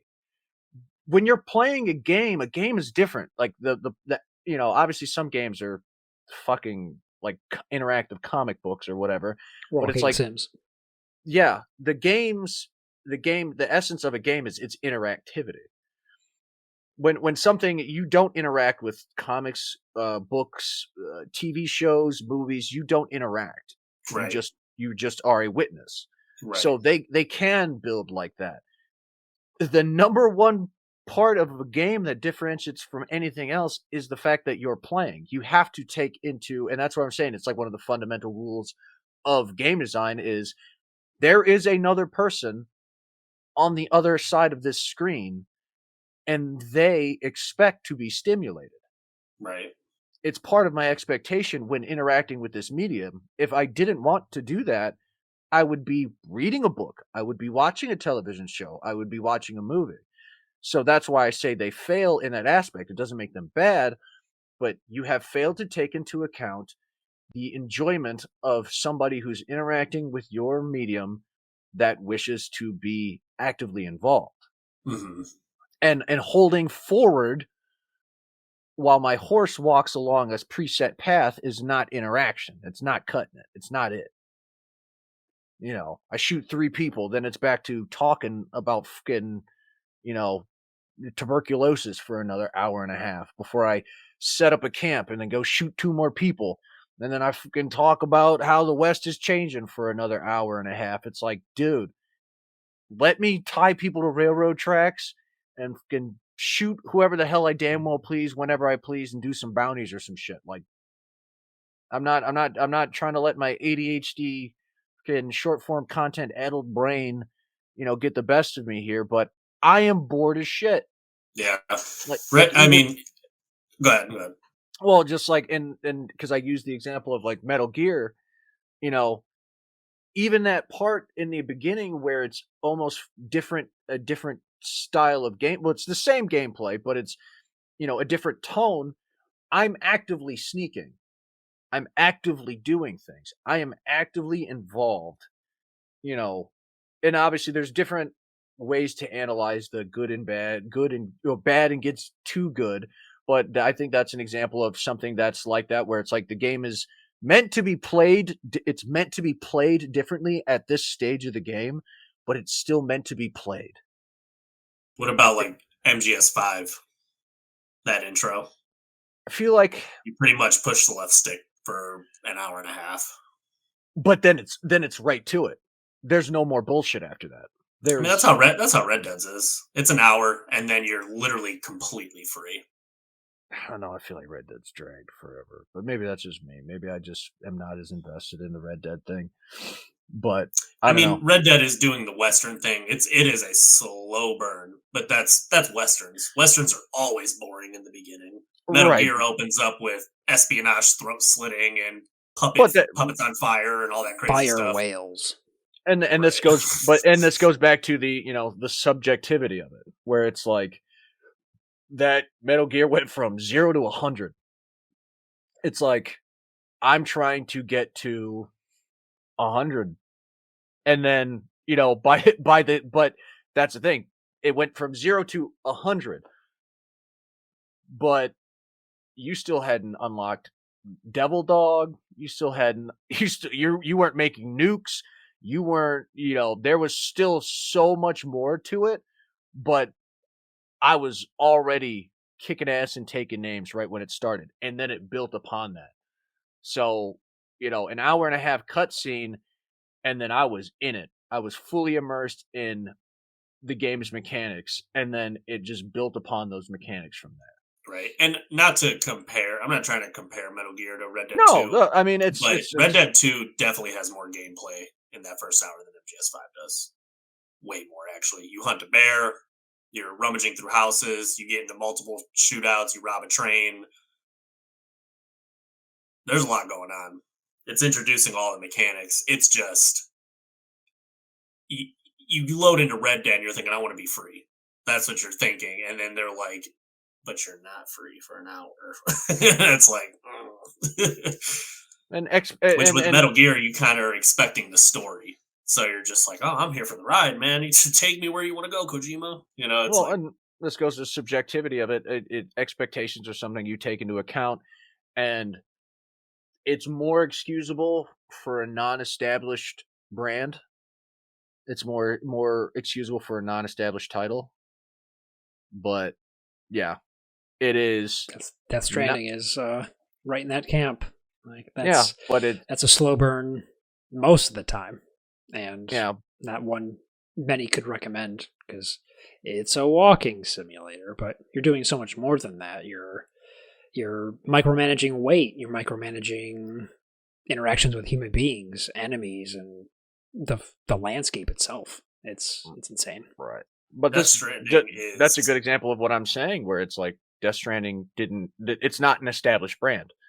It's Kojima, but Kojima's not a brand, and Death Stranding is its own thing. So your expectations aren't set. Red Dead set expectations. You knew what you were getting into with Red Dead. Metal Gear has set expectations. You knew what you were getting into with Metal Gear. So that does have to be taken into account from a quote-unquote failure standpoint when it comes to game design. It's like you have to understand what your audience's expectations are, and that goes into the subjectivity of it. Your audience expects this. Now, one could say objectively, there's more gameplay. Objectively, there's this, there's that. But subjectively, your audience expected more freedom quicker. So have you failed your core audience by not providing that experience for them at a rate that they're expecting? I expected a baby in a pod in Red Dead, and there wasn't in there, so I couldn't play it. That side of that argument, I don't know if I fully agree with, because my favorite games are games. I mean, this is why I love FromSoft, and I guess we could use FromSoft as the example. I feel like FromSoft knows what I want more than I know what I want. It's like a lot of the times, my favorite experiences are something where it's like, oh, I thought I wanted this, and then I'm like, damn, I actually had no idea this is exactly what I wanted. That's not what it sounds like, you fucking blasphemer. To add to your point, kind of you playing 2D games, I think that's a good example as well. Yeah. Where you didn't know that you liked that, and then you started playing it, and then you got obsessed with that type of game. Yeah, it's a weird thing and it kind of goes into it's a weird thing because I agree with you as far as they need to be giving the customers what it is. Like, I'm here for a thing, and you're not giving me the thing. It's just at the same time, as much as I totally agree, I think they did. I don't know how to explain this. I do think they failed with the intro of Red Dead, but at the same time, they completely succeeded because keeping in mind it's all subjective. No, I know. To an extent. Well, and it's funny that you bring up 2D games because I was actually thinking about that, and it's a prime example, and it does bring up an interesting question that I have, or kind of point, where is that metric shifting based on the evolution of the industry? And by that, I mean looking at 2D games, right? Use two that come to mind: Dead Cells, Symphony of the Night. Those games, a lot of these rules, these established, kind of guidelines of, like I said, the pacing of a game, more or less, they were set by those games like that. Like using Symphony of the Night, but Dead Cells falls based on those. It's you start that game and you're going. So a lot of games in game theory in general were set off of games like that, where you literally just start the game and you're going. Your gameplay, it's that, and so a lot of those rules and standards are based on that. Because Dead Cells, perfect example. You start that game, you're gone. It's already and it only builds as you get more abilities and powers. Yeah. But at no point are you like, you're not displeased with that game. Literally within 15, 20 seconds, you're moving. Yeah, you've convinced me because I'm thinking of all of my favorite games openings. Doom 2016 comes to my mind. Gets going immediately. What was another one? I literally just thought of like 10 off the top of my head. Well, one that I think failed, even though I love it, Shadow of War. Shadow of War has a horrible intro. That first hour blows in that game. Incredible game. What was the other game I was just thinking that just got right to it? Go ahead while I think. Well, and I guess, this goes with overall subjectivity, yada, yada, yada. At what point would you deem it? Devil May Cry, Uncharted 2. At what point do you kind of deem it?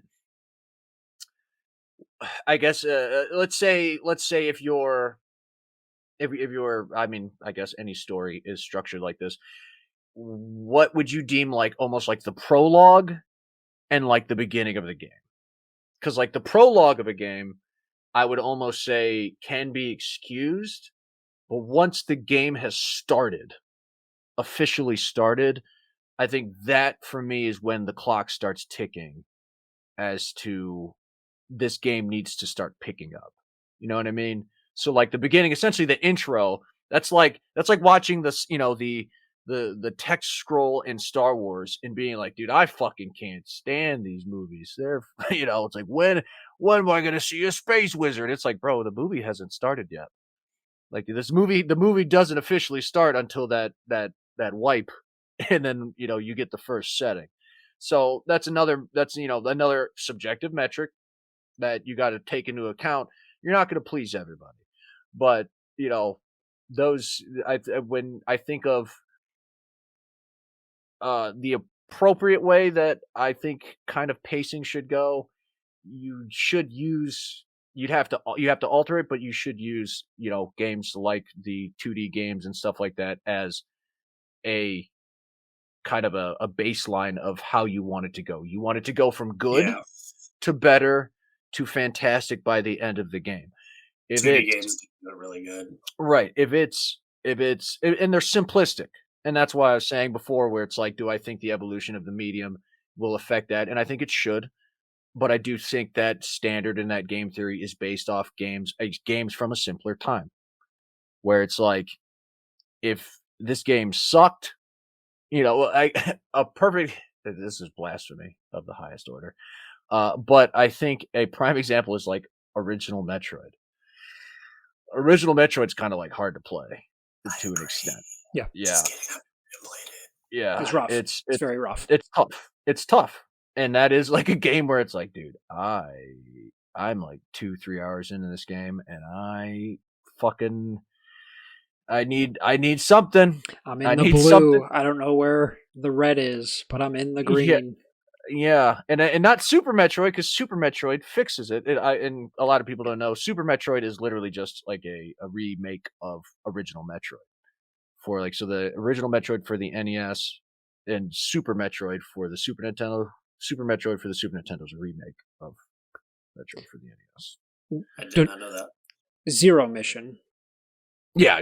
Zero Mission. Zero Mission is a remake of the original. Yeah. Sorry. Zero Mission. I'm getting my games mixed up. But yeah, they improved upon it drastically in Super Metroid. They learned from that initial, faux pas and improved upon it. And yeah, those simpler games, it's a lot easier to do it, but yeah, I think you do fail your audience. It's tough. It's a tough metric to gauge. Off the top of my head, I can't think of any games where I would say I can just point to them and be like, yeah, everybody agrees. I can't point to a game and be like, everybody agrees. And if you can, by all means, it's tough. BioShock. Really? Dude, the first 30 minutes of BioShock is magical. But it's almost better than the entire game. No, I mean games that like are bad and I'm sorry. Get good over time. Oh yeah, no, if a game is just good through and through, I don't give a shit. That's like I could point to a bunch of games that are like that, and but it's Yeah, it's hard for me to think of an example. Well, because it's an incredibly subjective metric. It's like people that say, and you got to even think what end game and what good is to people. It's like using Diablo as an example. A motherfucker will tell you that Diablo isn't good until you get to the end game, and it's like, but all they want to do is fucking grind for higher gear. It's like, that doesn't even sound fun to me. What are you talking about? The rest of the experience seemed interesting. You're telling me the fun part is repeatedly killing the same enemy / boss over and over again to get higher gear? It's like, that sounds like a bad experience. The good part you're describing to me sounds like unenjoyable.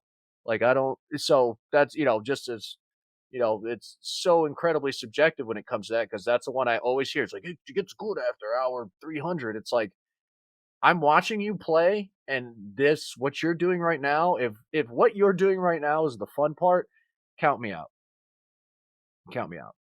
But when I played Diablo, played Diablo 3, I had fun the whole time. And then when I got to the end game part, I was like, I don't want to do this. It was, that just goes to show the massive subjectivity of the whole thing. I had fun up until the part that was apparently the fun part, and I was like, that sounds awful. Sounds terrible. You want to start over and get rid of all your gear you grinded for? Like, yeah, that sounds like a blast, boss. No. I want to fight. I want to maybe have a challenge, struggle a little bit, get to the end game, beat the final boss, and finish the game. I don't want to figure out how to do the super duper flippy dippy one shot super boss killer 9000 build. I don't give a shit about all that, but somebody does, and to somebody that is the good part. And the rest was a pointless waste of time grind, and they wish they could have had, like a lot of games do, where it's like, after they've been out for a little bit, where it's like, you can unlock this character at, max base game level, and then essentially you could jump right into the end game. Some people like that. I have never understood that. I've never understood that. That does not sound appealing to me at all. That's not what I'm here for. I want to start at level 1 and take this sumbitch all the way to the top and then be done with it. Some people want to start at the top and take this shit to the roof and then just stay there, and then, like you said, lose all their stats and then do it all over again. I don't want to do that. That doesn't sound enjoyable. But that's why it's A, fantastic question, but B, that's why it's such an interesting subject to kind of analyze, and that's why I know I bring it up a decent bit. That's why I enjoyed my time in like game design courses, because you learn things like game theory. There's theory to this. It's not just some people throwing it out there, and yeah, it's creativity, but there is a framework. There is a general way to analyze and look at these things that holds true across most of the medium. And that's why when you see people break the mold, they are breaking, not saying it in a bad way. It's like when you see somebody fucking invent a new math equation, and you're like, yeah, or like Cormac McCarthy just straight up not using punctuation or quotations. Dude, like, and yeah, genuinely, I guess you can just do that. I am somebody who's always been in honors level English courses, and I was like, I don't think you're allowed to do this shit. I need to go find one of my old notebooks. I don't think you're allowed to use words. No, that's not proper sentence structure. Fucking is it? Dude understood the English language on a level that confused a grown-ass adult man that has no problem reading. I'm like, dude, there's no way. He just got it on a level that is fundamentally different than I did. And it's the same thing with people that break the mold with game design. It's like, they're not wrong. It's a triumph because they did something that genuinely nobody else thought of, or nobody else could make work in a way that they made work. I kind of think that's what Death Stranding is. I think it is too. I haven't even played it, and I have an appreciation through you and through watching it. Honestly, really, I thought it was gonna die. I thought it was dead, and it just like kind of just kept living. It just wouldn't die, and then it was like, now it's a whole thing. True. That game is impossible to convey with words. It is something you have to play yourself. It's just even when Vaughn was trying to explain like certain little details about it, about micromanaging weight, you hear that and you're like, It sounds miserable. That's not a fun game mechanic, but it is. But then you end up obsessing over it in a way that you never thought. Like, why? It's like I think that game. I mean, I think that game is sick from frame one. Quite frankly, It is just riveting. But when it clicked with me that Sam Bridges he's a superhero mailman. That's what he is. He's a comic book mailman. Like, think of the coolest possible mailman you could ever think of. Joey's dad. That's him. Yeah, Joey's dad. He's literally sprinting and launching down mountains away from ghouls. It's like, oh, yeah, this is actually kind of crazy. There's very few games that you tell the premise and it seems asinine, and you just need to play it. Death Stranding is one. Power Wash Simulator is another one.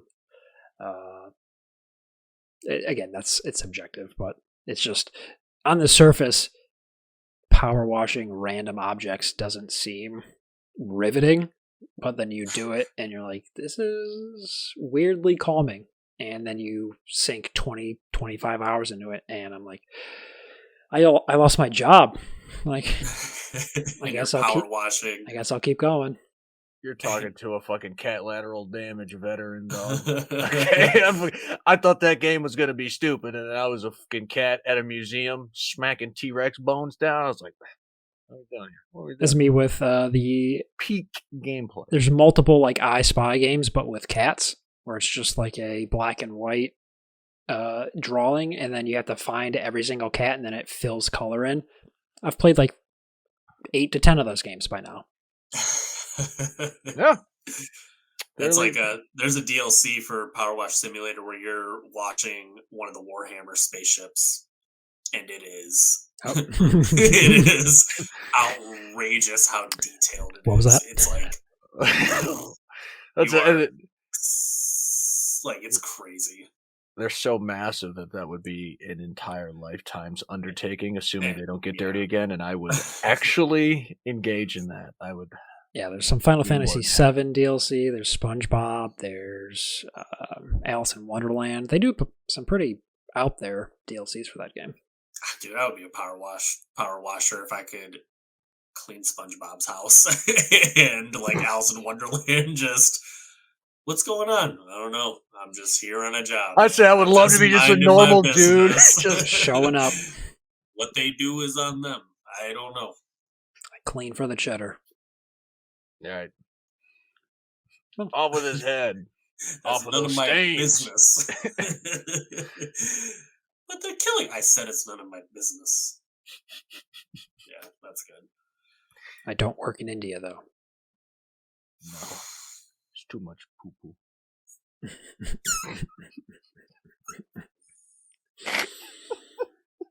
Damn it, dude. Redact that. So, final yay or nay on this question? I'll start with Adrian. You said no, it is not justifiable. No, I don't think it's justifiable. With the caveat that I do not think it makes a bad game. I do think it is a failure of game design to have a game that is bad and then requires an excessive amount of time to get good. The prologue of a game, I think, is an acceptable amount of time. But yes, if in a case like Brandon stated with Dark Souls 3, if you're not enjoying yourself for half of the game, I believe that game failed him in that aspect. So no. That's so difficult. Because I 100% agree with you. I 100% agree with you. Because I'm thinking like Doom, Bioshock, all these games that just, Alan Wake 2, like these games that just start awesome. And I want to play Red Dead 2, but I am dreading that intro.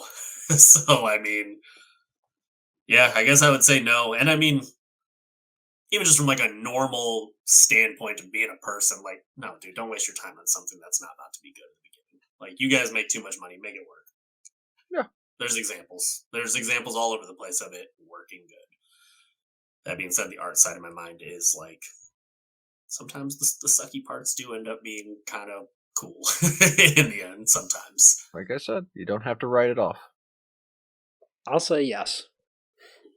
For that reason, because I also agree with both of you, but there are situations narratively where it is miserable, but it serves a greater purpose to make something better. But that's where the subjectivity comes in, where I might have a different experience to one of you with something, and I'm like, I can't waste 4 hours to have this get good. It just wasn't fun, whereas it was fun immediately for you guys. So I'll say yes on the grounds of too much subjectivity. That's extremely fair. If we bring this up in 6 months, I might change my answer. This is a really, it's a cool conversation though, because I never really realized how subjective it truly was. Like, and the elements to it, and it's a phenomenal question. It's a really good question. It builds on another question that I want to ask down the line, and a little teaser for it. Does the dollar amount of a game equate to time played? That's a good one. Don't say anything on it. Nope. That is a topic for another day. I almost brought that up earlier too. That's kind of funny. All right. Well, anything? Brandon, you're not host.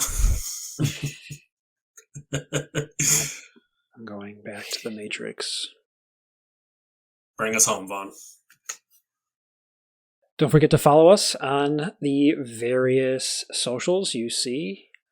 YouTube, Instagram, Spotify, TikTok. We're also on Apple. So if you have one of them, their iPhones, follow us, please. We don't care where you follow us, as long as you do. Follow me or I'll follow you. For HR purposes. He's just joking. Like, repost, share, hit that all bell. That stuff. Hit that notification bell. We love you. Bing. We will see you next time at Redacted Party Chat. Bye.